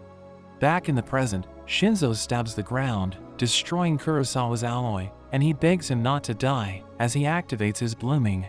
He transforms his weapon into a drill, and he attacks Kurosawa, but he blocks it by creating a shield, and he blows him away.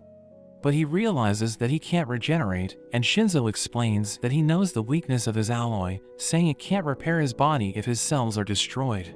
So he decided to use his blooming ability called Destruction to crush Kurosawa's cells, telling him he will smash him to pieces. Kurosawa charges in, but Shinzo starts attacking him relentlessly, and he struggles to defend himself, realizing he's being overwhelmed.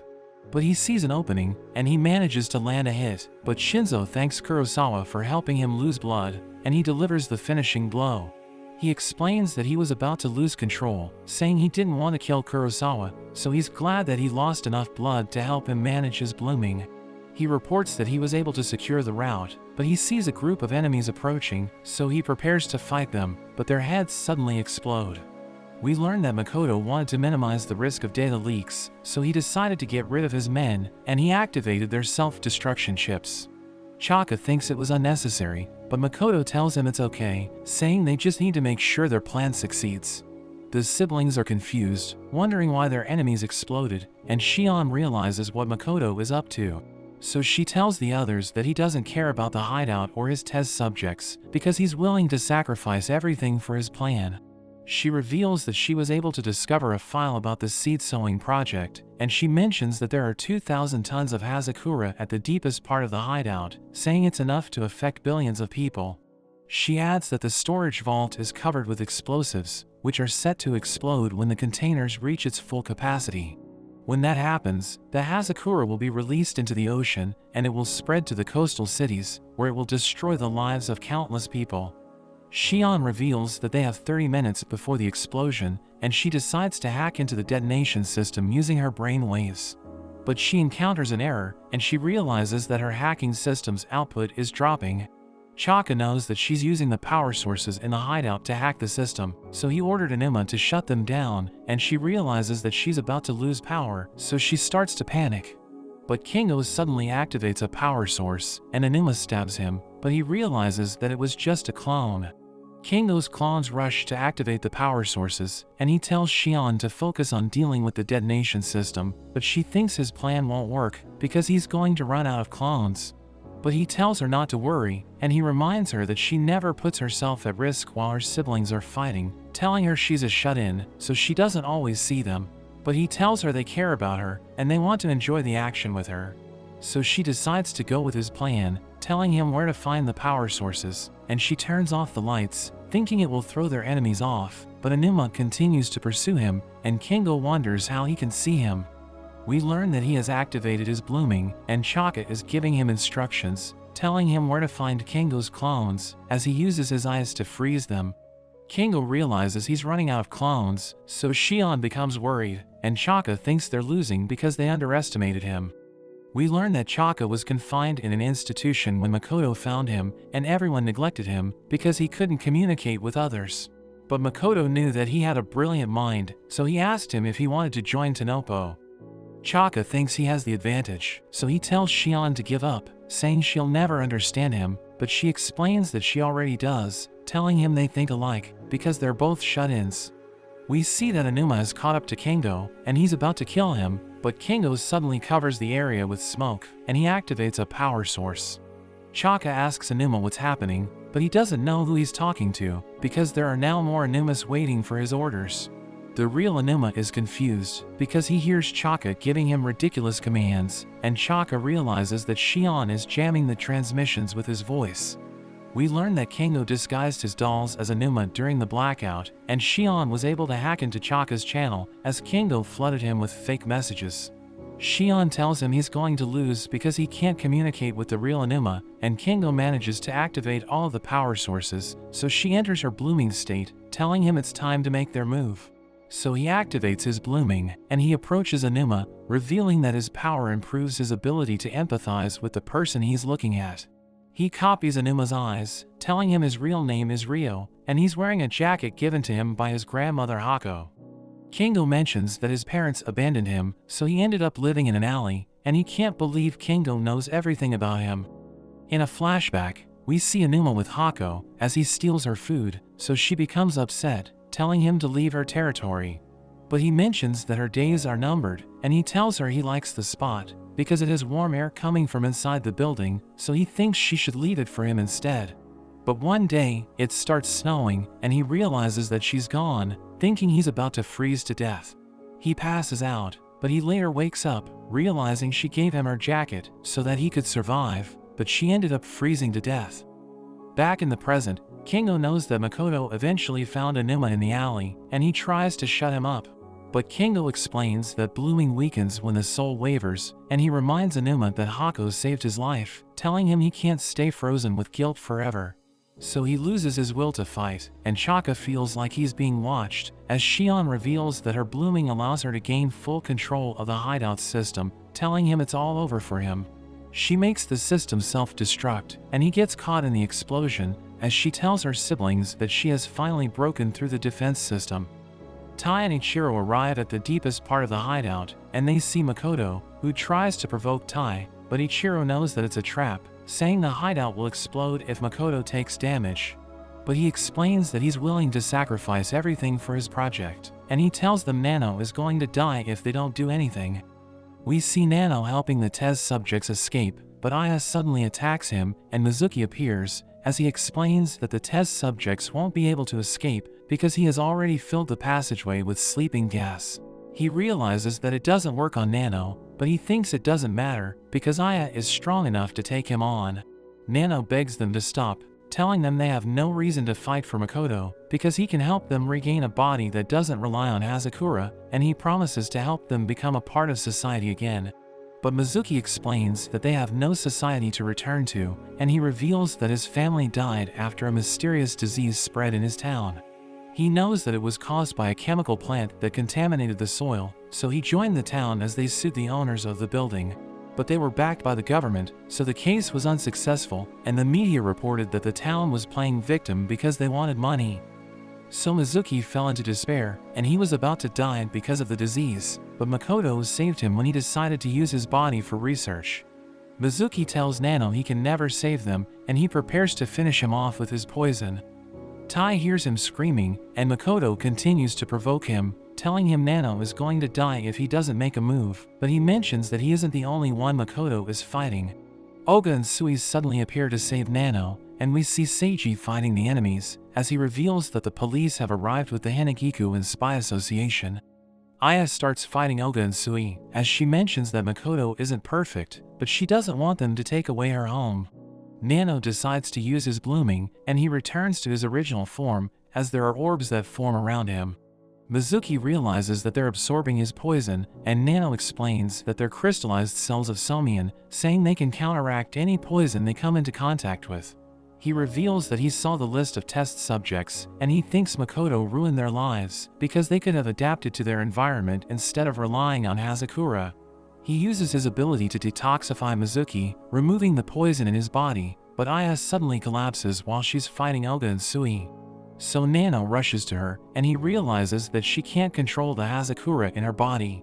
Sui thinks she's going to die in a few minutes, so Nano tries to save her with his ability, but it doesn't work, and her condition continues to get worse. Mizuki thinks he can save her, and he gives her his Hazakura, but Nano is shocked, reminding him that his body completely relies on Hazakura, but he reveals that Aya reminds him of his daughter. We learn that Aya was abused by her mother, and Mizuki learned about it, so he decided to kill her.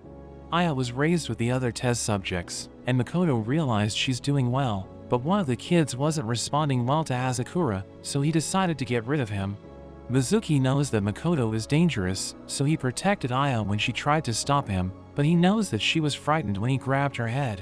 He tells Nano to take care of her, and she realizes that he's about to die, telling him she was never afraid of him, so she begs him not to leave her. But his body turns to dust, so she starts crying, as Nano tells Tai that he's going to continue rescuing the test subjects. We return to Tai, as Makoto realizes that things aren't going well for him, and Shion reveals that she was able to remove the link between Makoto and the detonation system.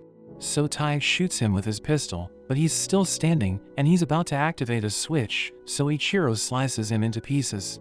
But he tells Tai it's not over, as he reveals that he ordered Shion to track Makoto's career, and they learn that he had records from before the war, realizing he's a monster who has lived for over 100 years. His body regenerates, and he activates his blooming, as Tai realizes that it's the real thing. He reveals that he learned about their family during the Second World War, saying a high-ranking officer ordered him to investigate them, because the military wanted to use them as weapons. So he started doing his research, but the war ended, and his work was covered up. But Ichiro doesn't believe him, because his family didn't work with the military during the war, so he thinks Makoto couldn't have experimented on his ancestors. He mentions that Ichiro is right, saying he had a hard time because they refused to cooperate with the government, but he explains that he still found a way to do his research.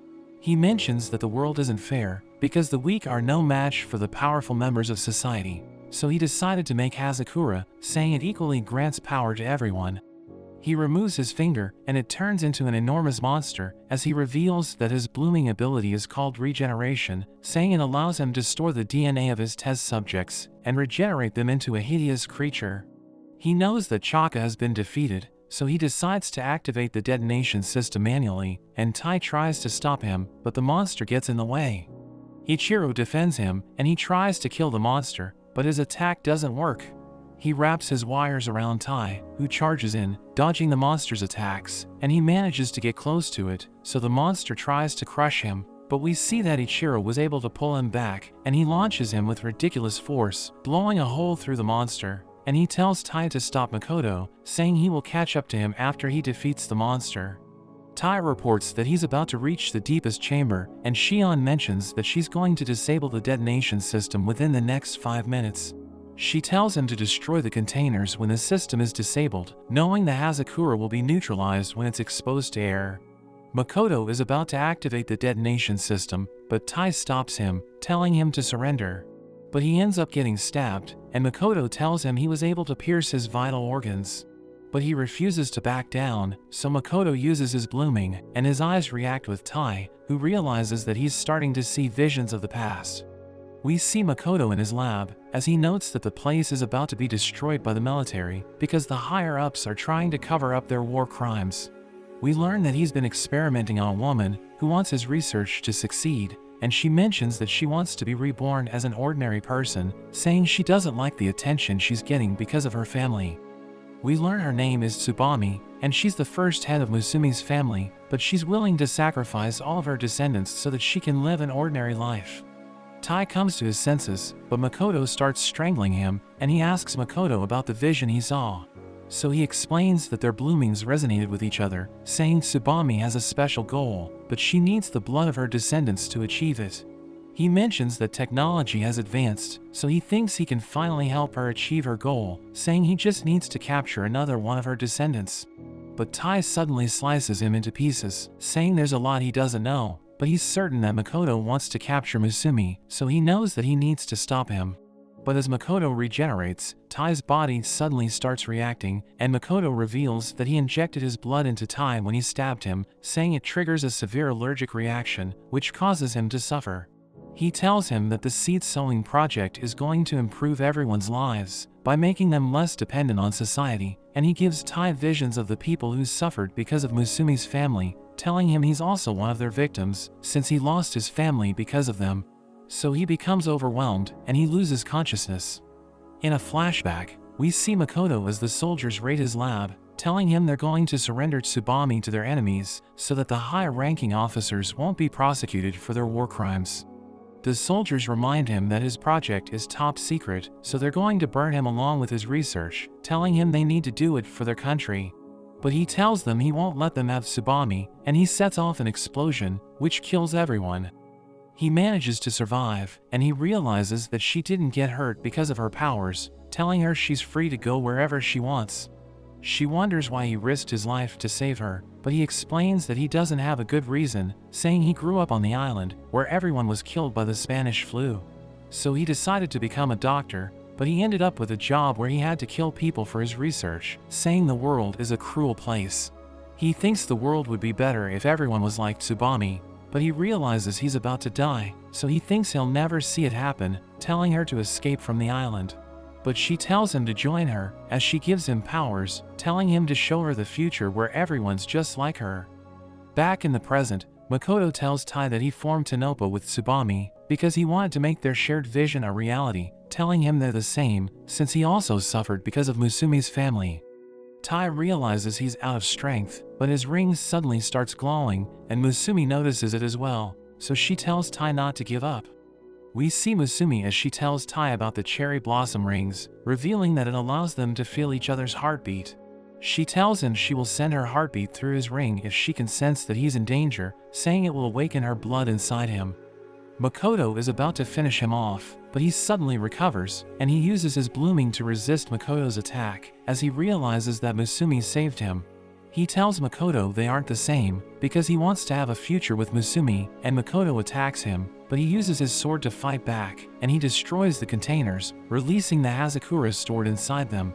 He thinks it's finally over, but he realizes that Makoto was able to absorb all of the Hazakura, and he mentions that he just needs to self-destruct for his project to succeed. Tai tries to stop him, but he gets knocked down, realizing he's no match for him. But the siblings suddenly arrive, realizing that Makoto has turned into an abomination, and Shion reveals that he's storing the Hazakura in his shoulder. Ichiro realizes that Tai is affected by blooming resonance, so he tells everyone not to use their blooming, telling them to stick to Formation Nirvana. Shinzo charges in, and he creates an opening for Kendo, who summons clones that transform into drills. Makoto thinks it's useless, but Nano releases poison gas, and it enters through the holes made by Kendo, preventing Makoto from moving, as Ichiro and Futaba combine their powers to launch a devastating attack. But it doesn't work, and Shion can't believe that their attacks have no effect. Tai notices a thread attached to Makoto's body, and he calls out to Ichiro, who stares at him, as Shion reveals that Makoto is about to explode. But Ichiro mentions that they're going to finish him off with their next move, telling them to use the Sakura root formation, and Tai is going to serve as their axis. The siblings think it's too dangerous given his current condition, but they decide to do it anyway, and Futaba pushes him forward. Makoto tries to stop him, but Ichiro supports him, and he slices through Makoto's arm. Kendo creates clones of him, and they self-destruct, as Shinzo uses his weapon to destroy the ground, and Futaba launches the debris toward Makoto, who thinks it's useless, because the debris can't hurt him. but we learn that Tai is disguised as one of them and his siblings buffed him with their skills. Makoto doesn't notice him because of the barrage, and he pierces through the ground. Ichiro reveals that the Sakura Roots formation is used to counter underground bunkers, and Tai was the one who suggested it because he realized that Makoto was hiding something beneath him. He reaches a secret chamber where he sees Rei's body, but he realizes that there are threads around her. He touches one of them, but he gets a strange feeling as he hears Makoto's voice telling him it's crystallized Somian. We learn that it's attached to Makoto's body, giving him the power to contain the Hazakura, so if Tai removes it, his body will be destroyed, but it would trigger a massive explosion, which would kill Tai in an instant. But he grabs onto the threads, as he thinks about going beyond his limit for Musumi, and he removes them, triggering a powerful explosion, but he manages to survive because of his blooming ability. Shion reveals that Makoto's Hazakura level is dropping, and he realizes that he can't maintain his body, so he decides to use his remaining strength to self-destruct. But Futaba uses her blooming ability to seal the energy from the explosion, as Nano crystallizes the Hazakura in Makoto's body. Kango also uses his blooming ability to decrease Makoto's Somian output, and Shinzo wraps his weapon around him as Ichiro sends his wires into Makoto's body, saying it will make his cells vulnerable to their next attack. Tai suddenly appears, and he summons lightning, destroying every cell in Makoto's body. He realizes it's all over for him, and he hears Tsubami's voice, telling him his plan didn't work because he's too kind. She thanks him for his research, saying she will give it to someone else so that it won't go to waste, and she mentions that the 100 years they spent together was too short, but she enjoyed every moment of it. She bids him farewell, and he collapses, as Ichiro reports that they were able to capture him. Seiji mentions that all of the enemies in the hideout have been defeated, so everyone celebrates, realizing it's all over, and Ichiro takes Rei's body, planning to give her a proper burial. We see Momo as he's about to leave the island, but Ban stops him, knowing he has Rei's heart. Ban tells him to hand it over, but he refuses, so Ban shoots him, and he uses his ability to stop the bullet, but the impact creates a huge shockwave. He's impressed by Ban's power, saying his ability wasn't able to absorb the entire force of the bullet, but he suddenly disappears. After that, the authorities arrest Makoto, and he waits to stand trial for his crimes, while the other members of Tenopo are under observation. We see Musumi walking in the woods, and she sees Tai near her mother's grave, so she tries to surprise him, but he reveals that he saw her approaching. She explains that she can feel her mother's blood, so she knows that Rei has been buried there, but she asks him why he didn't tell everyone about his secret mission. We learn that the siblings found out, so Ichiro tried to explain, but Futaba started beating him up. Tai mentions that they still don't know anything about Momo, and he promises to investigate him, but Musumi thinks she needs to pay respects to her loved ones first, and she thanks him for giving her mother a proper burial. The next day, Tai sees Musumi wearing her wedding dress, and Kango dresses him up, as Futaba tells him it's time for the wedding. So they make their way to the reception area, where Futaba thanks the guests for coming, telling them to enjoy themselves. Tai thinks the wedding is weird, so Musumi tells him that the family is holding the event to introduce the new head and her husband to their clients, revealing that most of them work in the underworld. She mentions that her siblings suddenly decided to do the event this morning, saying the timing is perfect because they just finished their mission on Skeleton Island. The oldest spy in the world approaches Tai, but he suddenly attacks him, and Tai barely manages to avoid it. The spy removes his disguise, and we see that he's actually Ban. Keiko mentions that they're there to congratulate Tai with murderous intent, so he becomes confused, and Ichiro tells him about their family tradition, saying everyone's there to test him by trying to kill him. Ban tells him that he and Musumi could die during the wedding, so he starts to panic, but Ichiro mentions that he will defend Musumi, telling Tai that he needs to protect himself during the event. But they hear Rei telling Ichiro to stop, and they realize that she made a video letter for the wedding when they were still kids. Ichiro wonders why she told him to stop, so she explains that she's worried because he's too attached to Musumi. We see Futaba taking care of her, as Ichiro throws a tantrum, saying he wants her back, and Rei tells them all to stop fighting. They watch the video together, and Musumi starts crying as she remembers her mother. Rei congratulates Musumi on getting married, saying she decided to record herself, because she doesn't know when her time will come. She mentions that she enjoyed taking care of all of them, saying she wants Musumi to feel the same way when she becomes a mother. Rei thanks Tai for choosing Musumi, telling him to look after her, so he promises to take care of her. But Ichiro becomes jealous, and he starts to lose it, but the others restrain him, reminding him that Tai is now her husband. Musumi thanks her guests for attending the event, and she promises to perform her duties as the new head of the family, telling them to continue supporting her. But she tells them to shoot her as she walks down the aisle, so Tai freaks out, and Ichiro tells him it's part of the family tradition, saying they need to reach the end without getting shot. But Musumi tells him not to worry, because everyone in the family will protect them, and they rush forward, as their guests open fire, but the siblings protect them, and Tai realizes he's starting the next chapter of his life with Musumi. We see Tai as he prepares to fight a mad scientist, who has a giant robot, and it suddenly opens fire, but Tai dodges his bullets. He transforms his robot's arm into a sword and charges in, but Tai activates his blooming to block the attack, and cuts the robot into pieces. He fires his revolver to end the fight, and the robot crashes to the ground. The Yasakura siblings celebrate since he was able to clear his mission, and Musumi is so impressed that she asks Shion for a copy of the video. Shinzo and Kengo praise him for taking down the mad scientist, but they realize he's tired, since he used his blooming during the fight. Ichiro tells him he still has a long way to go, since he shouldn't use his blooming to defeat weak opponents, and Shinzo reminds him that it puts a lot of strain on the body. Musumi tells them to come home since it's time for dinner, but Ichiro starts being weird, so Shion cuts off the transmission. Futaba receives a call from Rin, who asks for a favor, and we see that she's with Ai. After that, Rin visits the Azakura mansion, and tells Futaba to look after Ai, so she tries to talk to her, but Ai is frightened.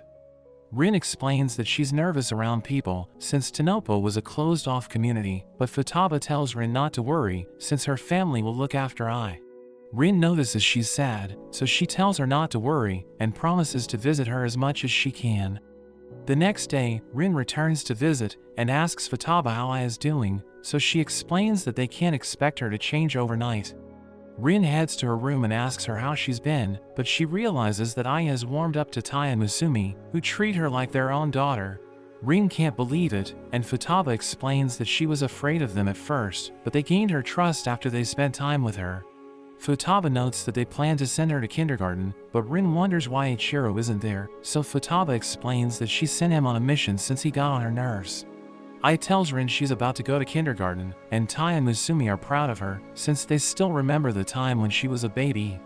Rin realizes they have fabricated memories, so she tells Futaba they've gone insane, but Futaba is just glad they were able to form a connection with Ai. After that, Tai and Musumi tell Ai to eat a bell pepper, and she thinks it looks gross, but she eats it anyway. She's proud she was able to do it, and the siblings want to play with her, but Futaba thinks they might scare her, so she tells them to focus on their missions. As Musumi washes the dishes, she realizes that Ai's favorite TV show is about to start, and she promises to watch it with her. Tai notes that he needs to leave for his next mission, and tells them not to wait for him, since he'll be home late. They watch TV together, and Musumi notes that the main character looks like Tai, but she leaves to get cake. Ai sees the main character pat a boy's head, which reminds her of how Mizuki used to do it to her, so she starts to cry. That evening, Ai leaves while Musumi is sleeping, and we learn that she wants to stay in the mansion forever, but she knows that Tanopo will never accept her if she stays with the Asakuras.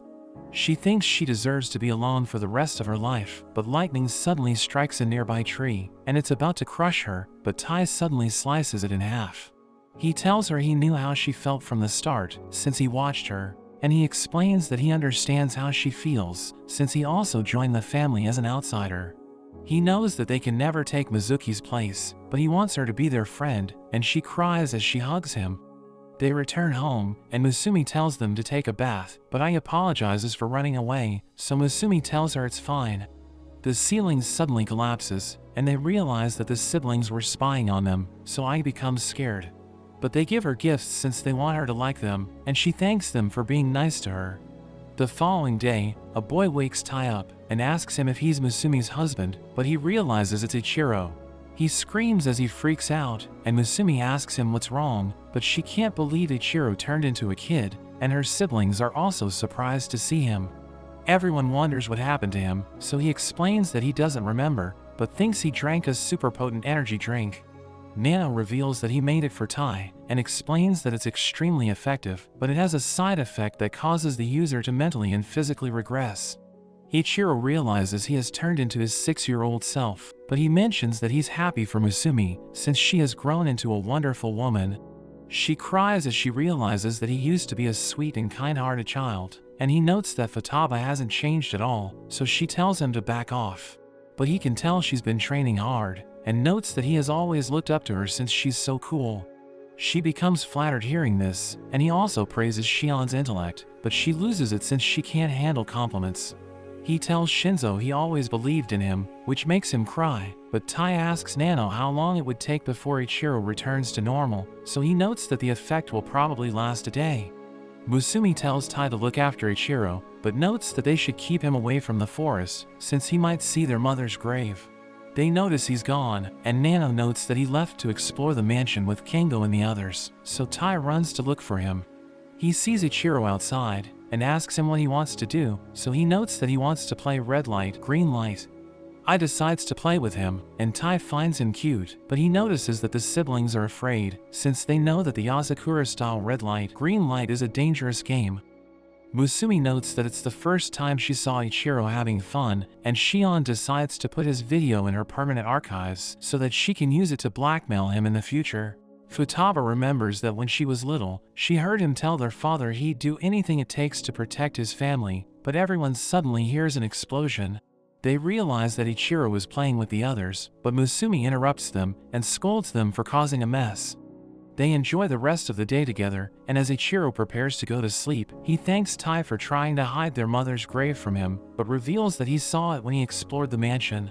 He explains that he always thought their home could be destroyed, so he worked hard to get stronger, but he was so obsessed with his family that he felt like he was about to lose his mind. After he saw his siblings' reactions, he realized he'll turn into the annoying brother he always thought he would be, but Tai tells him not to worry since he'll always support him. The next day, Ichiro wakes up next to Tai, but he can't remember anything, so he attacks Tai with his threads. The siblings arrive, and they realize Ichiro is back to normal, so Futaba hits him in the head and tells him to pay for the repairs. We see a boy named Sosuke, who begs the gods to help him find a girlfriend, and the shrine keeper senses his presence, but he can't even see him. As Tai makes his way to school, Musumi notices that he isn't feeling well, but he knows he won't pass if he's always absent. Musumi tells him to drink Nano's energy drink, but she realizes his blooming is active, so she tells him his eyes are glowing. She explains that they can't let anyone see it, and he tries to suppress it, but ends up breaking a pole, so Musumi asks Shion to fix it. They hide in an alley, and Tai finally gets his powers under control, but Musumi tells him to stay home for the rest of the day. So he explains that he needs to go to school, and reveals that he got a mission from Ichiro. We see Sosuke on the campus, and he notices that a girl dropped her handkerchief, so he gives it to her, but she doesn't even recognize him. He can't believe she doesn't know him since they're classmates, and as he reads a naughty magazine in his classroom, we learn that he's a bronze-ranked spy. His classmates suddenly invade his personal space, but we learn that they aren't bullying him, and they just don't know that he's there, since his presence is so weak that nobody ever notices him. He has suffered because of his ability, but it's extremely useful for his missions, since it allows him to sneak past his enemies. Musumi and Tai arrive at the class, and we learn that he's jealous of Tai, since he's a popular spy with the perfect wife. Sosuke leaves his seat, and his classmates finally notice him, so they apologize for disturbing him. He exchanges Tai's book for his magazine, but nobody notices him, so everyone thinks Tai is a pervert. He's happy that he was able to ruin Tai's day, and we learn that he uses his skills for mischief, since it makes his life more interesting. Musumi gives Tai his lunch, but their classmates ask them if they went on a honeymoon, and they realize someone wrote an article about them. Tai knows Sosuke is behind it, but he knows it's difficult to catch him, and a ball suddenly flies in through the window. It hits Tai, who doesn't even flinch, but Musumi tells him his eyes are glowing again, so he pretends that the ball hit them and runs off. We see Sosuke in the cafeteria, where he sees his crush, who realizes that her favorite melon bread is sold out. He offers to give her the one he bought, but a boy takes it from him and walks away with her, so he becomes depressed. He deletes the girl's photos, and wonders if he'll ever find a girlfriend, but he looks at Musumi's pictures. He wonders what it's like to be married to her, but Tai tells him to stop fantasizing about his wife and reveals that Ichiro ordered him to get rid of Sosuke since he's been abusing his spy techniques. Tai thinks he's beyond salvation and tells him to delete the photos of Musumi, but he cries as he mentions that losers like him have no rights. Tai tells him not to belittle himself and reminds him that they're both spies, but Sosuke suddenly becomes upset. He flicks Tai in the head and tells him they have nothing in common since the Asakuras gave him the cheat codes to succeed in the spy world, while he's still stuck as a loser. He suddenly becomes invisible and opens fire, so Tai dodges his bullets as he wonders why he can't see Sosuke. We learn that Sosuke suppressed his presence to the limit, which makes it impossible for anyone to notice him, and he prepares to shoot Tai from behind. But Tai's blooming suddenly activates, and he shoots Sosuke first. He manages to dodge it, but Tai continues to shoot him, so he wonders if Tai can see him. He attacks using a wire, but it accidentally wraps around his own legs, and he crashes to the ground. Tai can't believe he tripped on his own wire, and asks him why he wrote the article for the school newspaper, so he explains that he just wanted to be popular. He apologizes for his actions, and Tai tells him not to do it again, but notes that he wants to get even before he forgives him. He flicks him in the head, but it sends him flying, as Tai realizes that his blooming suddenly activated again. Sosuke also apologizes to Musumi, who still remembers him since he once picked up her eraser. He thinks he has a chance with her, but she sees her pictures on his phone, which creeps her out, so she tells Tai to zap him and tells him to delete the photos. After that, Shion plays a dating sim, and a girl asks her which clothes she should buy, but Shion doesn't know how to respond. Sosuke gives her the right answer, and Tai wonders what he's doing there, but she's impressed that he knows how a girl thinks. He asks her to go out with him, but her friend Kenji suddenly calls her, and she notes that he's an expert at gathering information and analyzing data. He reminds her that she promised to go to the black market with him, so she notes that she'll take him there, but he tells her he looks forward to going on a date with her. He wonders what she'll wear when they go out, but she doesn't seem to care, and tells him they'll meet the next day. As she takes a bath, she thinks about what outfit to wear, and she doesn't consider it a date, but she doesn't want to wear her usual shirt. She goes through her clothes, but she doesn't like any of them, and she can't make up her mind. The next day, Shion asks Musumi for help, since she doesn't know what to wear, so Musumi promises to find the perfect outfit for her. Sosuke also wants to help her, so they decide to hold a contest, where the person who picks the best outfit for Shion wins. Musumi makes her wear a Victorian dress, and Sosuke scores it a 7 out of 10, while Tai gives it a perfect score, since his wife made her wear it. Sosuke forces her to wear gym clothes, and thinks it looks amazing on her, but she doesn't like it, and Tai and Musumi both give it a 0. Musumi and Sosuke make her try on other clothes, but she doesn't like any of them, and she becomes exhausted. They dress her up as Futaba, and make her wear her siblings' clothes, but she thinks they look ridiculous, and tells everyone she's had enough. Shion meets Kenji at the black market, and he notes that her clothes look good on her, so she explains that she used the data she gathered to come up with the perfect outfit. She thinks they should just wear whatever they want, but he knows that she put effort into her outfit, so she becomes embarrassed. Tai takes down a group of criminals, and notes he has completed his mission, but he notices that his revolver is damaged. The next day, Tai shows the revolver to Shinzo, who realizes the damage is severe, and he explains that he needs to leave to buy parts.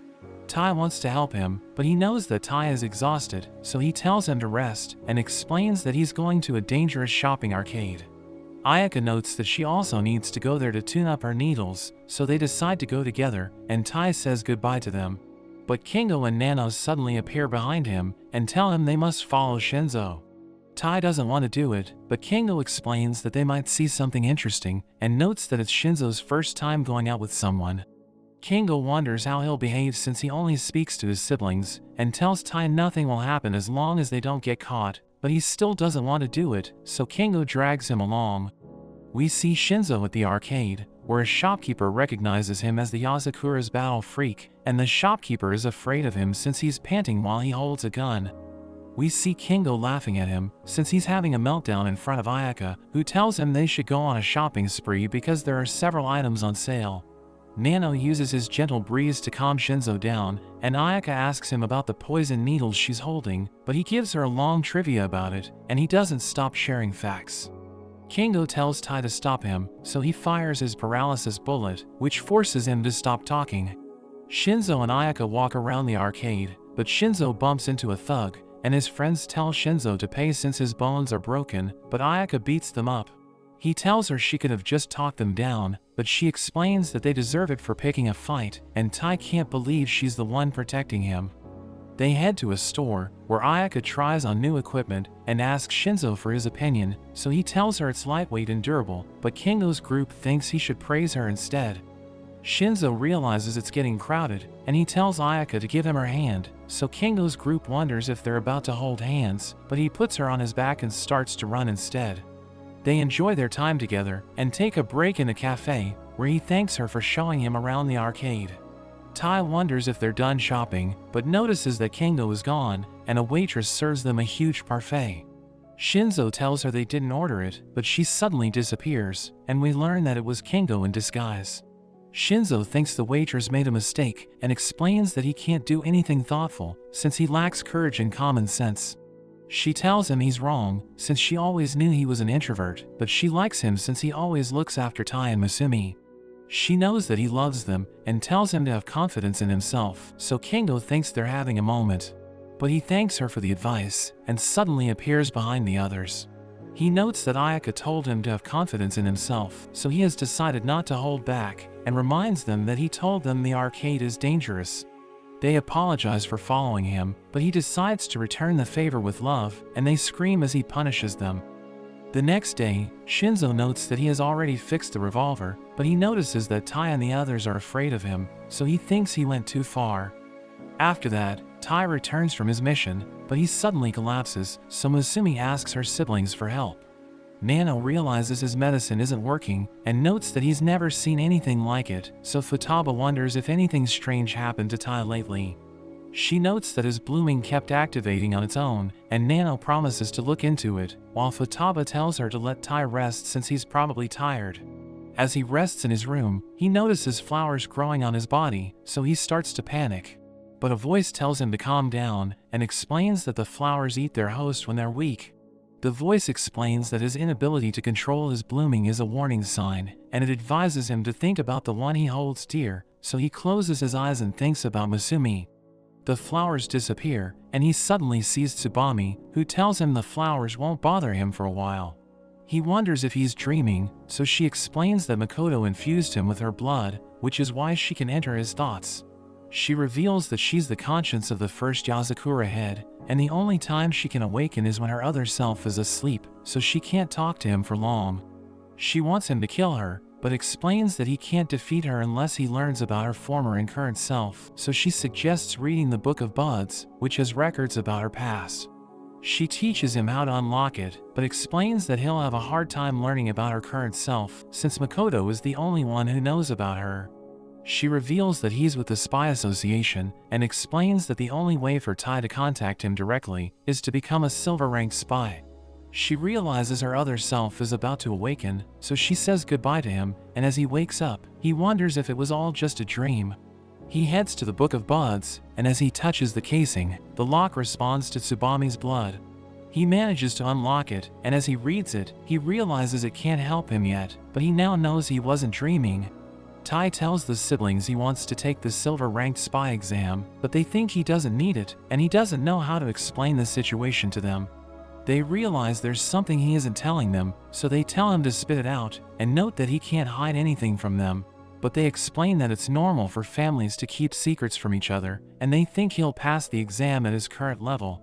Shion mentions that he might have an issue with the proctor, and explains that a gold-ranked spy will monitor the exam. But she thinks it's the dreaded time that comes every few years, where not even a single candidate will pass the exam. After that, Tai goes through a washing machine to reach the venue of the exam, but a girl named Yusa recognizes him as the Yasakura family's candidate. She reveals that she's a reporter for Spy Day, but he recalls how the company wrote a ridiculous article about him, so he decides to ignore her. She thinks he's taking the exam to talk to Makoto, and believes he didn't tell his siblings about it, but she reveals that when she shared her ideas with her boss, he threw her around and told her to interview Tai. They reach the first test site, but Tai wonders why it's empty, and Shinzo joins them in the room, but he becomes nervous when he sees everyone.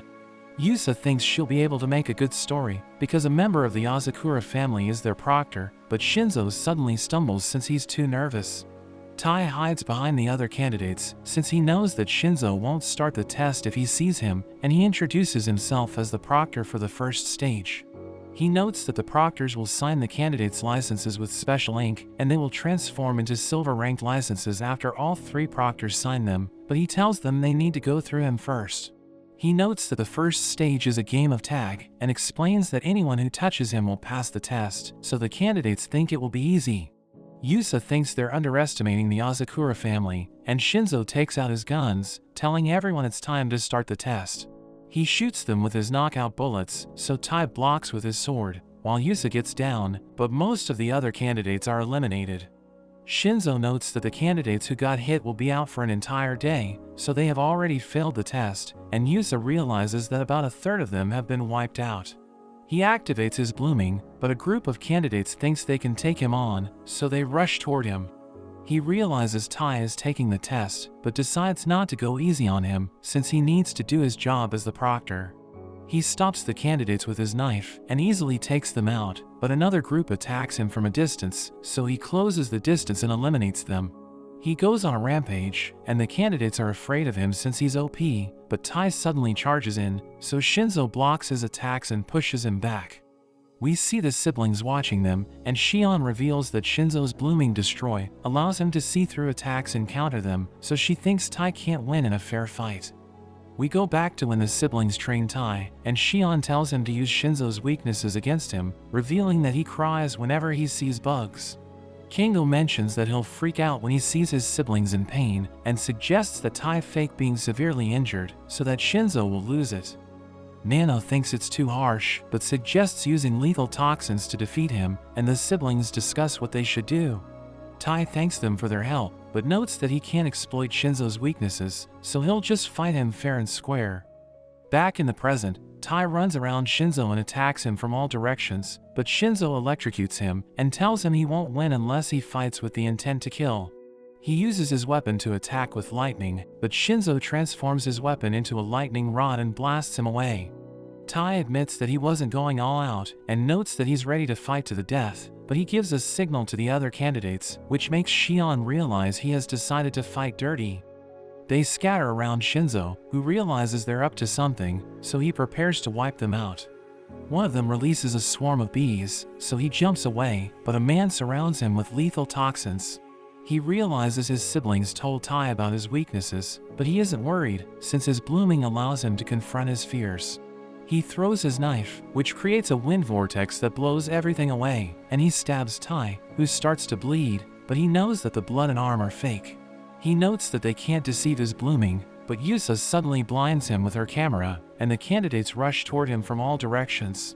He prepares to destroy the ground to force them back, but Tai gets in the way, and Shion thinks he made the right move, since Shinzo can't bring himself to kill his own family. He's worried that Tai won't survive the attack, so he loses focus, and Tai uses the chance to destroy his weapon. He touches Shinzo, who congratulates him for passing the test, but Tai suddenly restrains him, and the other candidates also make it to the second stage. They head to the rooftop, which is the venue for the second stage, and they see Futaba as she prepares tea for them. She tells them to finish their tea to pass the test, but Tai knows it's been tampered with, and as one of them tries to drink it, Futaba sends him flying. She reveals that she infused the tea with her powers, and explains that it will activate if they can't counter her technique, so everyone tries to figure out her secret. Many of them get blasted away, and Tai realizes that over half of them have been eliminated, but they suddenly feel a strong breeze as Yusa finishes her cup. Tai wonders how she did that, so she explains that she got lucky, since she learned about the Asakura tea ceremony through her job. But the other candidates decide to use force to pass the test, so Futaba forces them to sit. She tells them to observe as she prepares tea, and Tai sees her move the cup, so he finally figures out her secret. He prepares to drink the tea in front of her, and she's confident he'll pass, since he watched her movements closely.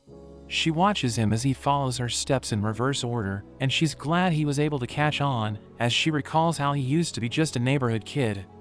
In a flashback, we see Tai as he takes Musumi home, and she thanks him for giving her worksheets. She asks Ichiro if she can invite him over, and he refuses to let him enter the house, but Futaba knows he's just jealous. Musumi's parents disappear, and Futaba notices she's stressed, so she tells her to take a break. But Tai visits them and offers to walk Musumi to school, so they started going together. When Tai's parents died in the accident, he was admitted to the hospital, but Musumi looked after him and helped him recover, and Futaba realized that they have a special relationship that only grows stronger with each passing day. Back in the present, the other candidates feel a gust of wind as Tai finishes his cup, so Futaba congratulates him on clearing the second stage. She signs his license, but he suddenly falls into a hole with the other candidates, and Ichiro's wires catch them as he reveals himself as the proctor of the final stage. He uses his threads to speak to them and notes that the final exam is an interview where they must answer his questions until he finishes his tea. He warns them to stay calm since his threads are fragile, but Yusa becomes flustered when he asks her about her woolen shorts, and she falls into the water. He questions the other candidates, but they panic since he knows their secrets, so they all fail the test. Tai thinks Ichiro will ask him about the embarrassing things he did in middle school, but Ichiro asks him why he believes Tsubame instead, and Tai wonders how he knows about it. He reveals that he kept his eye on him after their fight with Makoto, so he knows about the flowers that appeared on his body, as well as the Book of Buds. He warns Tai to stay away from Tsubame since he knows she's dangerous, and Tai admits that he knows nothing about her, but thinks she can help him infiltrate their enemy. He notes that he'll take responsibility if he fails, but Ichiro doesn't think he'll have that luxury, since they might capture him and extract information from him. He tells Ichiro to kill him if that happens, but Ichiro thinks he can't infiltrate their enemy in the first place, since he's too weak to do anything. He tells Tai he can't even pass the exam at his current level, and he realizes he needs to prove himself to Ichiro, so he fires his revolver to push himself forward. He transforms it into a sword and swings at Ichiro, who easily blocks with his threads, and asks him if he's forfeiting the exam. But he explains that he's determined to pass the test, and notes that he just needs to stop himself from falling into the water. Ichiro pushes him back, but he gathers the threads with his lightning, and uses them to climb back up. He fires his revolver again, but he still can't break through Ichiro's defenses, and Ichiro counters, but Tai uses his movement skill to avoid it. Ichiro realizes he has mastered his abilities, but notes that it still isn't enough to stop his tea time, and Tai charges in, but Ichiro easily blocks his attack.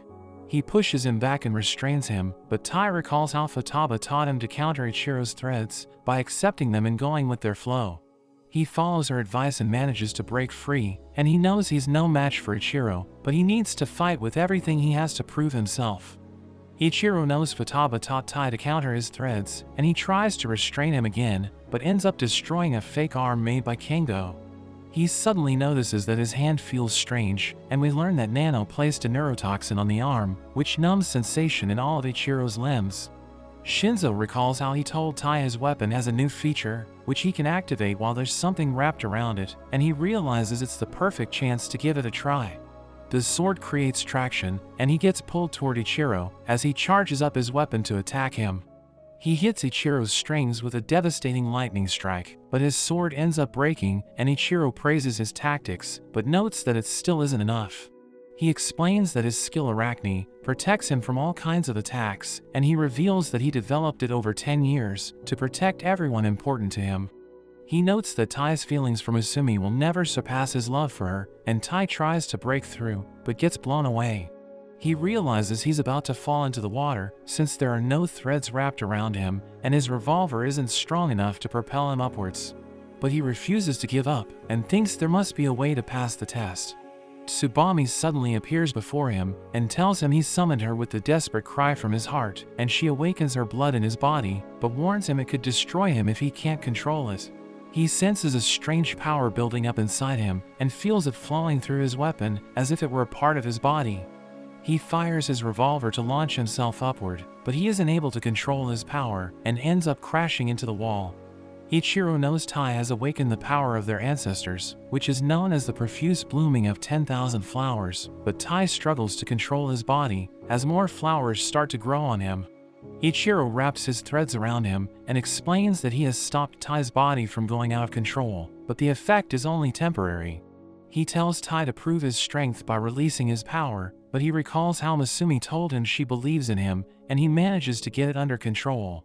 He exudes a mysterious energy as he charges at Ichiro, who uses Arachne to stop him, but his attack is so powerful that it causes a massive explosion.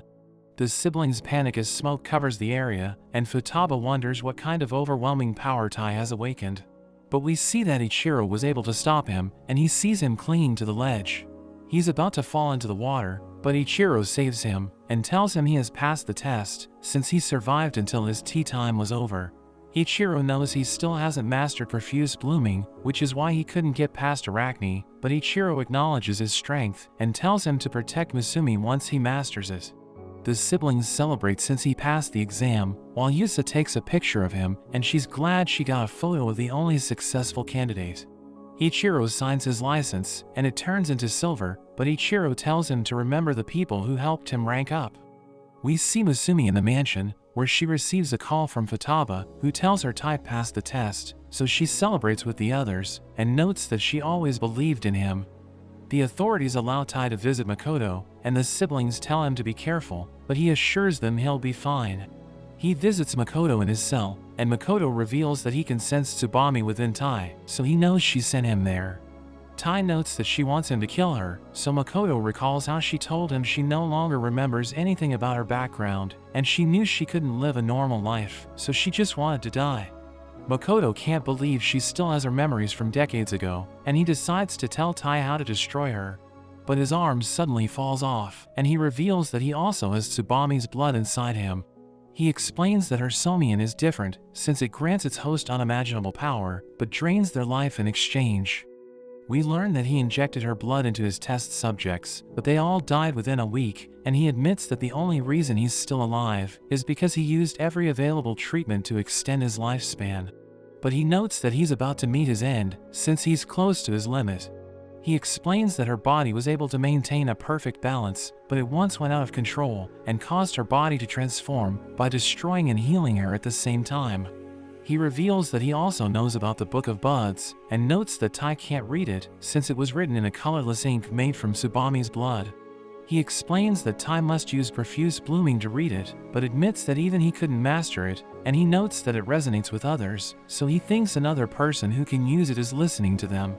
Momo suddenly appears out of nowhere, and Makoto thinks he's there to get rid of him, since he doesn't want Tai to learn about Tsubame.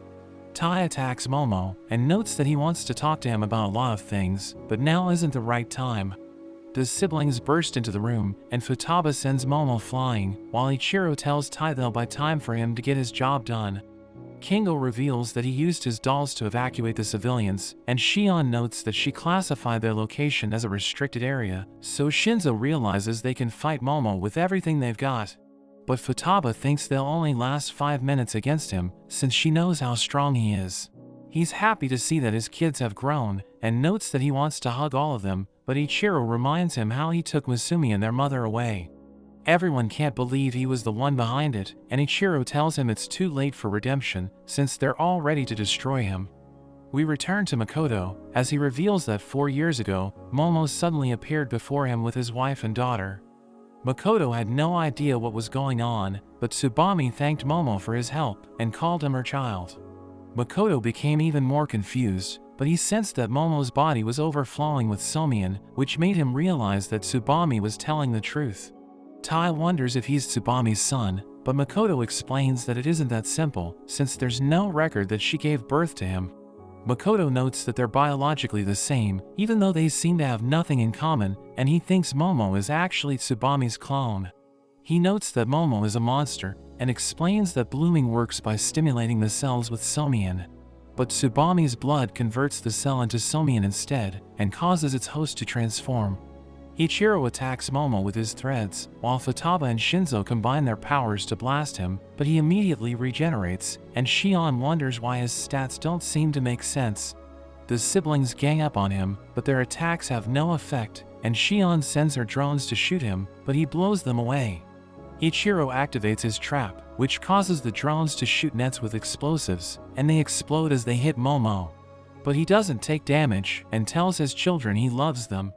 They attack him at the same time, but he easily defeats all of them, and Tai senses they're in danger, but Makoto tells him he's no match for Momo. Makoto explains that profuse blooming rebuilds the body from its base, and he knows Tai needs help from Tsubame to control it, but he reveals that there's another way to master it. He notes that Tai can absorb him to increase the concentration of Tsubame's blood, and explains that if they combine their powers, they might be able to conquer the profuse blooming. Tai recalls how Makoto killed his family, but he decides to merge with him anyway, because he thinks it's the only way to protect the Asakura family. They start to combine their powers, but Momo senses it, so he prepares to stop them. But Ichiro gets in his way, so he uses his revolver, which blasts Ichiro with an incredible wind. He reaches Tai and Makoto, but realizes he's too late, and he wonders why Makoto decided to team up with Tai. He explains that it's because the times have changed, and notes that he'll entrust the future to Tai, since he can no longer achieve his goal of putting Tsubame to rest. As his body crumbles, he recalls the moments he spent with Tsubame, and she thanks him for everything he's done for her. He finally meets his end, and Momo thinks the sudden turn of events will help make his children stronger, so he leaves and tells Tai that he'll be watching. Momo returns to Tsubame and tells her Makoto has passed away, but she doesn't care since she only has vague memories of him, and notes that the future is the only thing that matters. Musumi sees how her father turned into petals, and wonders if he can do it thanks to his profuse blooming, but she notices that Tai still has flowers on his body. She reveals that she's looking into profuse blooming to treat him, and explains that they don't know where Momo went, but thinks they can find clues about him as she continues her research. Futaba checks his muscles, and notes that they're inflamed because of fatigue, but she can't believe how flexible he is. Musumi notes that his body is almost pure Somian, and Shinzo realizes the flowers aren't connected to his nerves or veins. So he removes them with his blade, and notices that the flowers are soft, but his blade can't cut through the slippery surface. Tai notices his body feels lighter, but Shinzo explains that he couldn't get rid of all the flowers, and notes that he'll examine the ones that were removed. As Tai plays games with Shion, she realizes his vision and critical thinking have improved, but he still isn't able to beat her. Musumi notes that he's glowing, and she's worried that he might overheat, so she tells Shion to let him take a break. As Tai goes to bed, Musumi tells him they're finally alone, but he kicks her in the nuts, since he knows she's Kingo in disguise. Nano removes the other flowers on Tai's body, and reveals that he looked into them, so he knows they're called blood cherry blossoms. He reveals that they transmit energy to other chemical compounds, and they're 10 times more potent than Hazakura, and he notices they aren't growing back, so he thinks Tai's condition has improved. That evening, Tai wakes up as he feels Musumi wiping his sweat, which makes him nervous, so she tells him to relax. She reveals that Momo came to see her after his last encounter with Tai, but Goliath immediately attacked him, so they didn't get the chance to talk. She thinks he didn't want to hurt her, and explains that he has brought chaos to their family, but she still can't bring herself to hate him. Ichiro suddenly appears behind her, so they freak out, and he injects Tai with a toxin.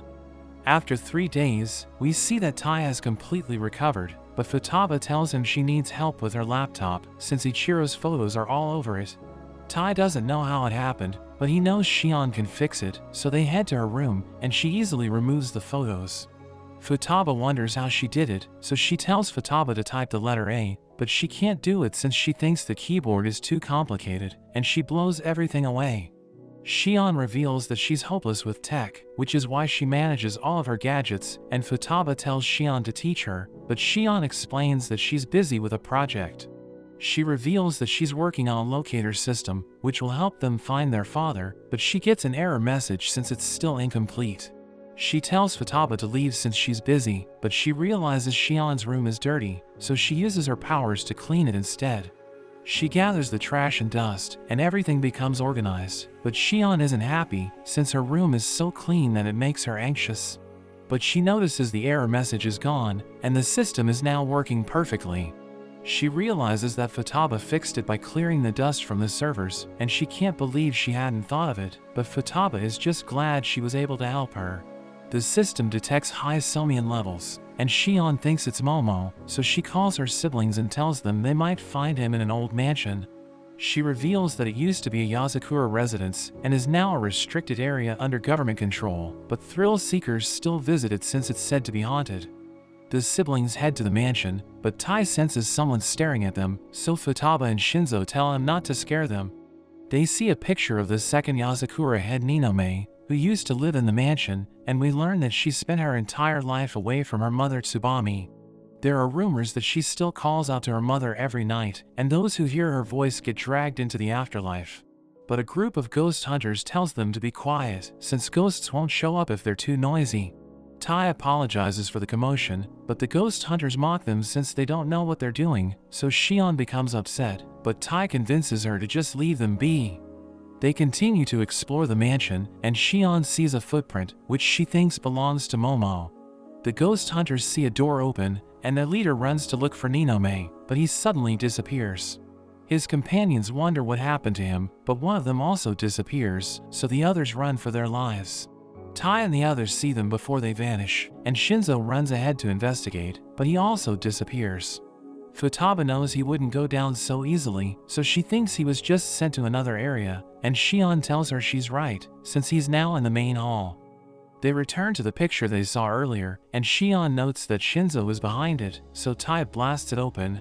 They see Shinzo inside, but they're surprised to see Ninome, who admits that she's impressed since they found her secret room, which was made by Tsubami.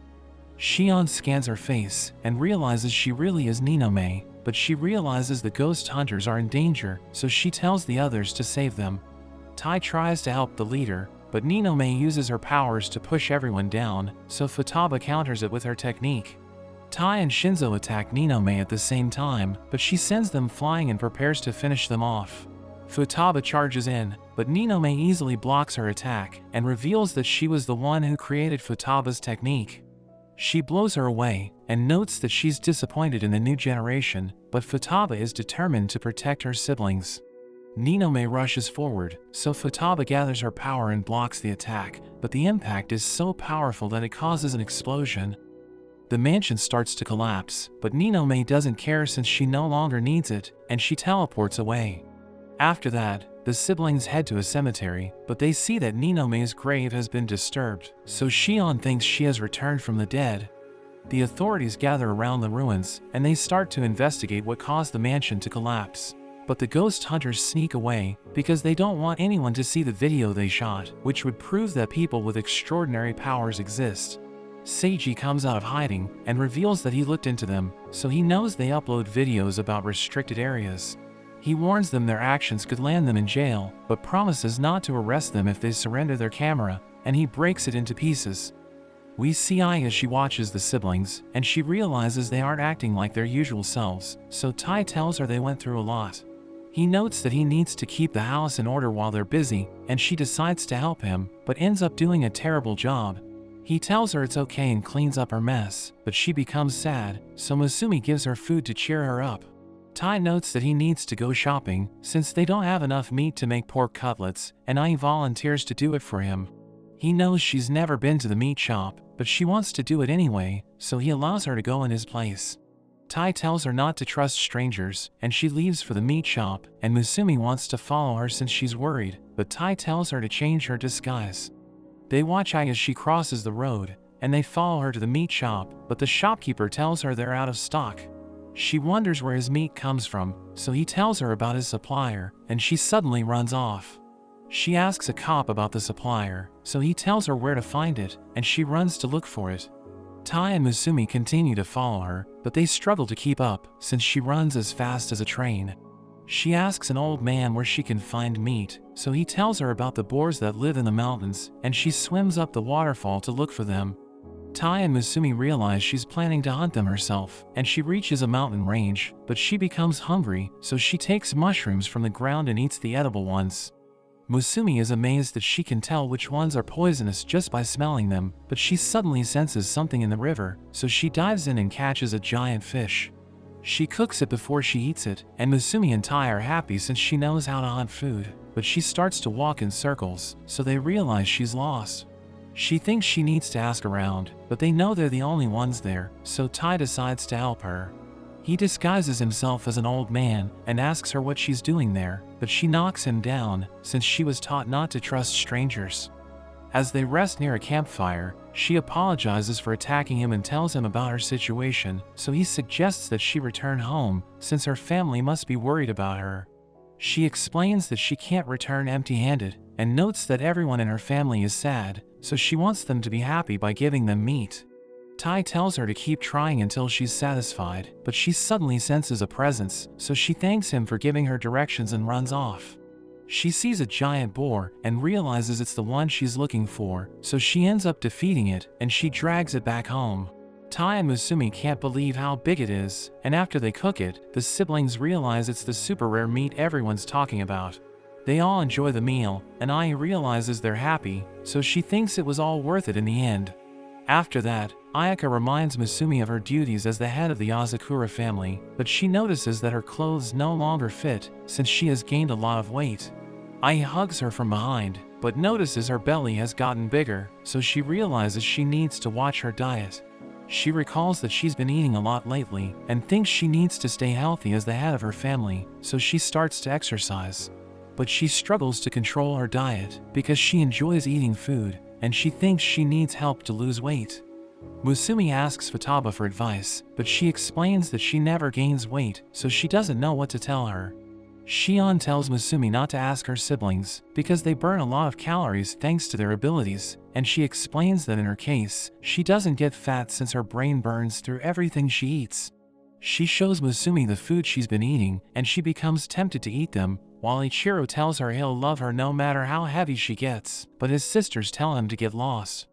Musumi asks for Shinzo's help to lose weight, but he shoots her from all directions since he thinks she'll enjoy running while she's being shot at. But she tells him to stop and explains that she can't even move since her suit is too heavy. Kingo teaches her how to lose weight in the sauna, but her body overheats since the temperature is set to 100 degrees, and she ends up collapsing. Nano tells her she needs to lose weight naturally, but shows her the weight loss drug he made, and tells her it's safe to consume. He makes Goliath try it, but he immediately starts to feel strange, and she decides against trying it. The next day, Musumi sees Tai waiting for her since he has decided to train with her, and they go jogging together. She can tell he's concerned about her since he knows about her diet, and she apologizes for hiding it from him, but he explains that he'll support her all the way. He notes that he didn't know what to say when he first learned about it, since he knows it's a big deal for her, but he tells her she's the only one he thinks about during his missions. She blushes and stops running, so he asks her if she's tired, but she explains that she's okay, and claims that she just went limp for a moment. After a while, we see that Musumi's dress now fits her perfectly, and Ai realizes she lost weight, so Tai tells everyone it's time to celebrate. We see the siblings in the storage, where they fix their old stuff, and Musumi tells Ichiro to get rid of his body pillow, so he walks away with it, but she knows he'll just hide it again. Shion knows Ninome is connected to their father, since they found traces of him in her mansion, so she thinks they'll find him if they look into her. Nano notes that they should look for her journal, since it could give them clues about Momo, and Tai thinks they should check the library instead.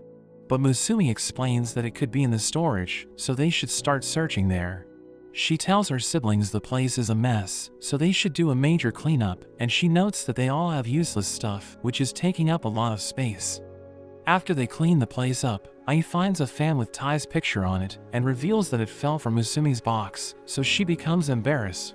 Her siblings open the box, and they realize it's filled with stuff about Tai, and they can't believe she made all of them.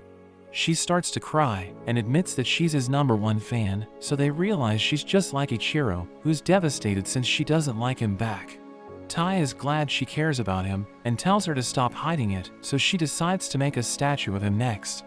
Ai continues to search the storage, and she finds an old book, but everyone realizes it's Ninome's journal.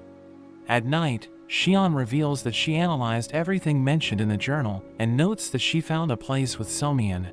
She reveals that it's called the Yazakura Silk Factory, and we learn that it's still operating in the textile industry, but the workers only go there during the day. Tai and the others decide to investigate it, and she tells them to be careful, since Momo and Ninome might show up. She asks Musumi if she's okay, so she reveals that she has a fever, but notes that she'll recover in no time. Tai's group sees something above them, and they realize it's a centerpiece of Itsuya, the 5th Yazakura head. We learn that she used to run the factory, and she's known to be a narcissist who ordered her subordinates to put her body on permanent display. Shion notes that she can't detect the Somian in the factory, so Futaba suggests splitting up to look for its source, but they suddenly get attacked from above, so Futaba and Shinzo protect the others. Itsuya suddenly talks to them and notes that she's glad to see her grandchildren, but she thinks they're disappointed by her appearance since she isn't dressed for the occasion. She tells them she wants to give them a warm welcome, but explains that she can't do it because the place has been cursed by Tsubame. Human bones appear from the ground, and she reveals that the black flowers are roots placed by Tsubame, which absorb people into them. She explains that Tsubame fears aging, so she spread her roots throughout the country to absorb the life force of countless people. Itsuya reveals that she also used her blood to awaken the powers of the previous Yasakura heads, to turn them into her puppets that will protect her roots. Itsuya notes that she doesn't want to end up like Ninome, so she begs the siblings to end her life. Shion realizes the entire factory has Somian, since Itsuya is using her powers to control it, and she launches a giant metal spike toward the siblings. Futaba tells the others to stick to their plan, and they use their powers to make a cannon, which launches Tai toward Itsuya. He activates his blooming, and he manages to destroy the spike. He prepares to attack Itsuya, who thinks she's about to meet her end, but his ring suddenly starts to glow, and we see that Musumi's condition is getting worse. Itsuya knows that Tsubame is behind it, and she calls her an old hag, so Tsubame tells Itsuya to show respect, and reminds her that she was the one who revived her. Shion notes that she'll take command of the front lines, while Nano checks Musumi's vitals, but he realizes her body is heating up. Flowers suddenly come out of her hair, and Tsubame notes that her bond with Musumi has awakened. She reveals that she tried to harvest Musumi when she was captured, but she couldn't do it, so she placed a strong bond in her instead. She explains that she lost her chance to rebuild herself since she couldn't harvest Musumi, so she absorbed the life force of every person she could find. She was able to regain her strength by doing so, and she thinks it's time to harvest Musumi, who was born to become her ultimate fertilizer. But Itsuya suddenly smashes her in the head and reveals that she can now move. She tells the siblings to destroy the roots in previous heads since they sustained Tsubame's life, and she explains that it's the only way to free Musumi. She tells them to finish her off, but Tsubame suddenly absorbs her and starts to take away the siblings' Somian. Shion tells them to escape, but Tai knows he needs to defeat Tsubame to save Musumi, so he activates his profuse blooming and jumps to attack her. As he dodges her roots, he recalls how Musumi always looked after him, even though he promised to protect her, so he's determined to do whatever it takes to save her. He slashes Tsubame with everything he's got, and she smiles as she disappears, but tells him they'll meet again. The flowers on Musumi's hair disappear, so Ichiro thinks she's getting better, and Tai notes that he won't let Tsubame have her way. We see Tsubame with Ninome, who reports that the roots have stopped moving, so Tsubame explains it's because Itsuya has been defeated. But she tells Ninome not to worry, since Musumi will always be in her grasp. The next day, Tai sees a letter from Ichiro, which tells everyone not to look for him, but Musumi tells him not to touch it. He triggers a trap, which causes Ichiro's stuff to fall on him, and we learn that Ichiro ran away, but Tai suddenly starts to feel strange. Nano explains that everyone in the family goes through changes when Ichiro disappears, and notes that in Tai's case, his body relaxes since Ichiro always bullies him. Musumi tells him not to worry, because she knows Ichiro will return, and we learn that he has already run away multiple times. She reveals that it's usually because of the most trivial things, but she tells Tai not to let his guard down, because she knows Ichiro wants their attention. The siblings see Ichiro everywhere, and Musumi explains that he left reminders of himself, so that they will always remember him. She notes that life is better when he isn't around, since she can enjoy a moment of peace, and Shinzo reveals that Ichiro asked him to work on his threads. But Ichiro kept asking for upgrades, so he had to work on them over 100 times. Shion is annoyed since her Momo Hunter system isn't working, and Kingo and Nano reveal that they couldn't sleep well at night because Ichiro keeps disturbing them. Kingo tells Tai and Musumi to go on a date, so they leave to go shopping, but Tai wonders if Ichiro will be okay, since he isn't picking up his phone. Musumi notes that he'll be back before they know it, so Tai thinks they should enjoy themselves while they still can, but he suddenly hears Momo's voice. He looks behind him and realizes Momo isn't there, but he knows he wasn't imagining things, and wonders how Momo found out about Ichiro. They return to the mansion, where Shion reveals that Ichiro breached the security of her system, so she thinks he's looking for Momo. Futaba notices he took their family photo with him, and Shinzo thinks he wanted his weapon in good shape since he was preparing for something. Shion tries to track him, but finds no trace of him, and the siblings think he's about to do something dangerous. We see Ichiro as he heads to a cave, and he sees Momo, who knows he used Shion's system to find him. He reveals that the area has multiple targets with high levels of somian, so he thinks the former heads are there, and notes that he'll destroy them to save Musumi. He slices Momo in half, but he immediately regenerates and fires an explosive round. Ichiro blocks it, and he overwhelms Momo with a barrage of attacks, which makes him fall to his knees. He realizes he's bleeding, since Ichiro soaked his threads with the somian in Tai's body, and he tells Momo it's time to settle everything. Momo tells him to turn back while there's still time, but he refuses to retreat, and launches his threads toward Momo. His attack is so powerful that it creates a massive explosion, and we see that Momo has been knocked down, but he explains that he's sad, since Ichiro is about to meet his end. He realizes the former heads are behind him, and thinks Musumi will be freed from her curse if he defeats them, but he sees that Momo is about to disappear. They ask him why he's leaving, and reveal that they're there to talk to him, but he tells them to just continue their plan. Ninome praises Ichiro for his bravery, since she knows he's there to protect his sister, but she explains that his plan is flawed, since his siblings are doomed if he dies there. She promises to give him a clean death, since he's a member of their family, and she asks him if he has any last words, but he tells her there's no need for that. In a flashback, we see the siblings with Musumi, and their mother asks them who wants to give her milk. But they start to fight over her, so she decides to let Ichiro do it since he's the eldest. He looks after her, since he loves her more than anything in this world, and he wants to protect her from all harm. After they rescue Musumi from Tanopo, she visits Ichiro in his room, and tells him she wants to spend time with him. They play a game with his threads, as she reveals that she has taken over the family business, so they can now continue their affairs like usual. She starts to cry, and explains that she's the new head of their family, so she needs to do her best for her siblings. Back in the present, Ichiro notes that he isn't there to protect Musumi, since she's the one protecting their family, and he attacks the former heads with his threads. We see the siblings in a chopper, where Shion notes that there's an underground battle nearby, and she thinks Ichiro is fighting the former heads.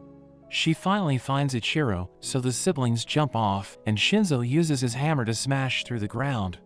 They reach the cave, where they see Ichiro, and they can't believe he defeated the former heads alone. Shion realizes their somian levels are falling, and they start to fade away, so Tai thinks it's over, and he walks toward Ichiro. But he suddenly surrounds himself with his threads, and tells his siblings to stay away from him. He gets surrounded by petals, and asks for forgiveness, since they'll never see each other again. He vanishes into thin air, and Shion notes that his somian disappeared along with the previous heads, so they have no way to look for him. Futaba decides to search for him, and Tai and Shion want to go with her, but Musumi tells them not to go after Ichiro, because she thinks there's a good reason why he's avoiding them. Futaba still wants to look for him, since she wants him to explain everything, but Kingo suggests going home instead, and explains that they need to cool their heads before they make a decision. Nano agrees with him, and notes that Ichiro would want them to follow Musumi, but Shion notes that they must move instead of arguing with each other.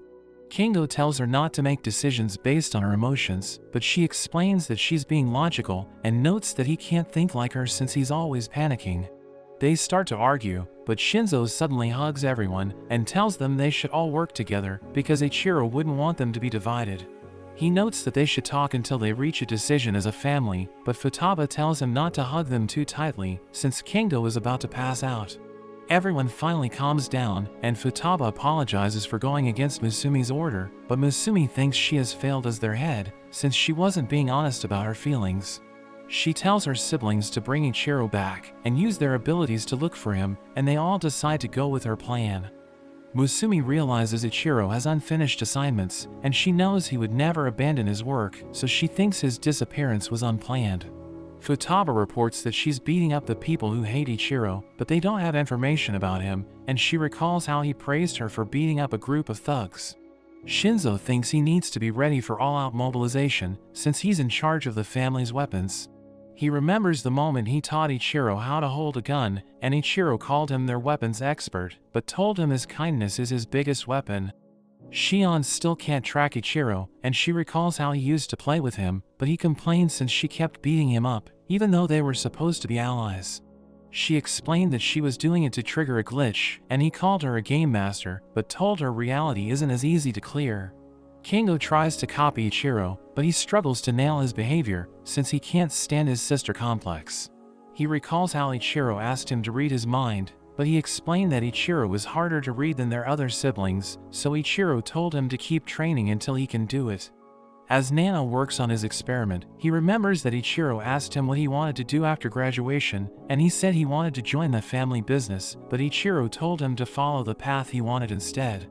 Tai heads to the Spy Association, since Ichiro told him to bring the crackers to the president if their family is in trouble, and the receptionist tells him to take the elevator to the top floor. As he reaches the 100th floor, he sees a janitor, who shows him the president's room, and tells him to wait there while he gets the president. Tai sits and waits for the president to arrive, but the janitor can't believe he hasn't figured it out yet, and as they have tea together, the janitor introduces himself as Kai, the president of the association. He looks into Tai's eyes, and he realizes Ichiro hurt him, before running away for their family's sake. Tai wonders how Kai knows about it, so he reveals that he's suffered a brain injury, and it caused his sensory area to develop abnormally, which is why he can learn a lot just by using his senses. He reveals that Ichiro saw potential in him, so he introduced him to the spy world, and pushed him to become the president of the association. He notes that Ichiro brought crackers whenever he wanted to talk to him, and Kai thinks he ordered Tai to bring crackers, so that he could give him advice. He reveals that he's known Ichiro for a long time, but admits that he still can't understand what he's thinking, and he notes that Tai is the only one who can save him. He reveals that he watched the spy exam, so he knows about Tai's profuse blooming, and he thinks it's the only thing that can match Ichiro. He notes that a path will open when Tai faces Ichiro, but Tai suddenly receives a call from Futaba, who tells him to hurry to the coordinates they sent him, since they just found Ichiro. Shion tells him he can't escape, since they have him surrounded, and Futaba tells him to return home, but he refuses to go with them. She immediately charges in, but he blocks her attack, and tells her to stay away from him. Kingo suddenly restrains him, while Nano injects him with a muscle relaxant to numb his limbs, and Shinzo and Futaba combine their powers to trap him. But he manages to break free, and praises them for their teamwork. He notes that it's the perfect memory to bring with him, but everyone notices black flowers all over his body, and Nano sees them growing on his arm, so he cuts his hand off. He uses his serum to make it grow back, and his hand turns black and disappears, so the siblings realize it will also happen to Ichiro. We learn that when Ichiro defeated the previous heads, Tsubami's blood dispersed into the air and infected his body. Ninome tells him there's no escape, since her blood will destroy his body, and she notes that the poison will spread to his siblings and wipe them out. He knows Tsubami's blood is a threat to his siblings, so he decides to keep them away from him, and we see that the flowers are now spreading in his body. Shion thinks it's poison, since his vitals are dropping, but Nano thinks they can't save him, since even his immunity couldn't stop it from spreading. Futaba realizes he's pushing them away, since he doesn't want them to be infected, but she notes that she won't let him go. He suddenly uses his threads to shatter the ground, which blinds his siblings with dust, and he starts to run away. But Tai suddenly stops him, and tells him to go home with them. He notices the black flowers on his body, and Futaba tells Tai not to touch him since they're contagious. She explains that Ichiro ran away from them, since he didn't want to infect them, but Tai notes that he won't let him leave, and prepares to fire his revolver. Ichiro attacks with his threads, so the siblings jump back, and Shion tells Tai to chase him while they cover him. He struggles to catch up to Ichiro, but Futaba uses her powers to block his path, and Shinzo attacks him with his grenade launcher. But Ichiro uses his arachne to block it, and notes that he will show them how it's done. He creates a rock avalanche, which is about to crush his siblings, so they use their powers to defend themselves, and he runs away while they're distracted. Tai catches up to him, but he manages to stop the attack, and tells Tai he can't stop him with just the hilt of his sword. He wraps his threads around Tai, and explains that he used the Somian threads that defeated the previous heads, so Tai will get injured if he tries to break free. He admits that he was impressed by Tai's move, and notes that he's still a noob, but he no longer needs to be protected. Ichiro starts to walk away, but Tai recalls how he always protected his siblings, so he's determined to do whatever it takes to save him.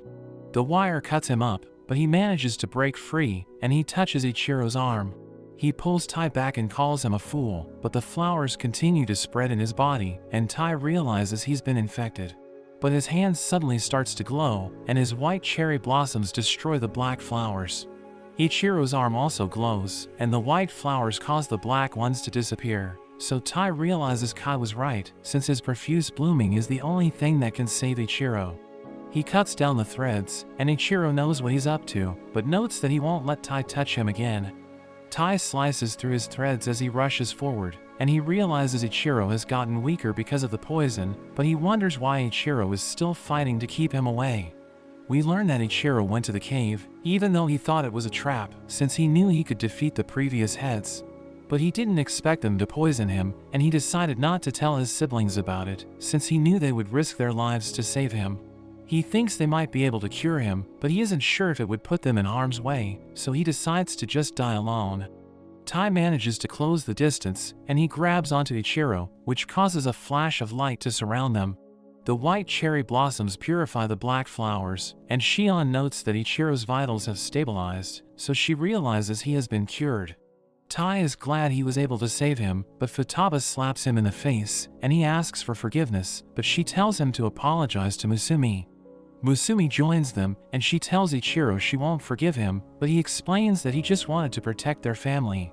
He apologizes for everything he did, and his siblings tell him it's okay, but note that they'll make him suffer to get back at him. He tells Musumi to help him, but she explains that she hasn't forgiven him yet, and Futaba prepares to beat him up. But Momo suddenly arrives, and he praises them for saving Ichiro.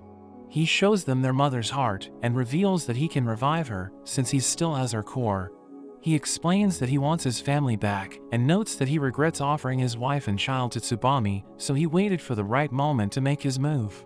We learn that he worked behind the scenes to make the siblings stronger, so that they could defeat Makoto and Tsubami, and he notes that Tsubami will soon meet her end, since her roots have been rerouted to Rei's heart. He reveals that he has killed countless people, so that he can use their life force to revive his wife, and he thinks their family will finally be together again, since he can feel her heartbeat getting stronger. The siblings realize he's insane, and Musumi can't believe he's sacrificed innocent people to achieve his goal, but he explains that it doesn't matter, since they're just strangers to him. He tells her to smile since they're about to have a peaceful family again, but she starts to cry instead, and Tai holds her to show his support. Momo notes that they remind him of Rei, and recalls the moments he spent with her, but Tai tells him Musumi is suffering because of him. He understands that Momo wants his family back, but explains that his children aren't happy, since they don't agree with his methods. Ichiro tells him they won't welcome him home, so he starts to lose it, and notes that he's made a lot of sacrifices for them, but they still can't let go of the past. He thinks about punishing them to help them grow, so they prepare to fight, but he bites his fingers to calm himself down. He forgives them since he loves them, and he decides to retreat, because he thinks they will eventually come to their senses and accept him. He bids them farewell, but they suddenly rush toward him, and Futaba attacks him with an energy blast, but he dodges and grabs onto her. Ichiro uses his threads to save her, and Tai charges him with his sword, but it has no effect, and Momo sends him flying. As Momo disappears, he tells his children he looks forward to seeing them again, but they think they need to stop him, since his twisted love will end up destroying their family. But that's where this video ends. Remember to like and subscribe to the channel. Thanks for watching, and I'll see you next time.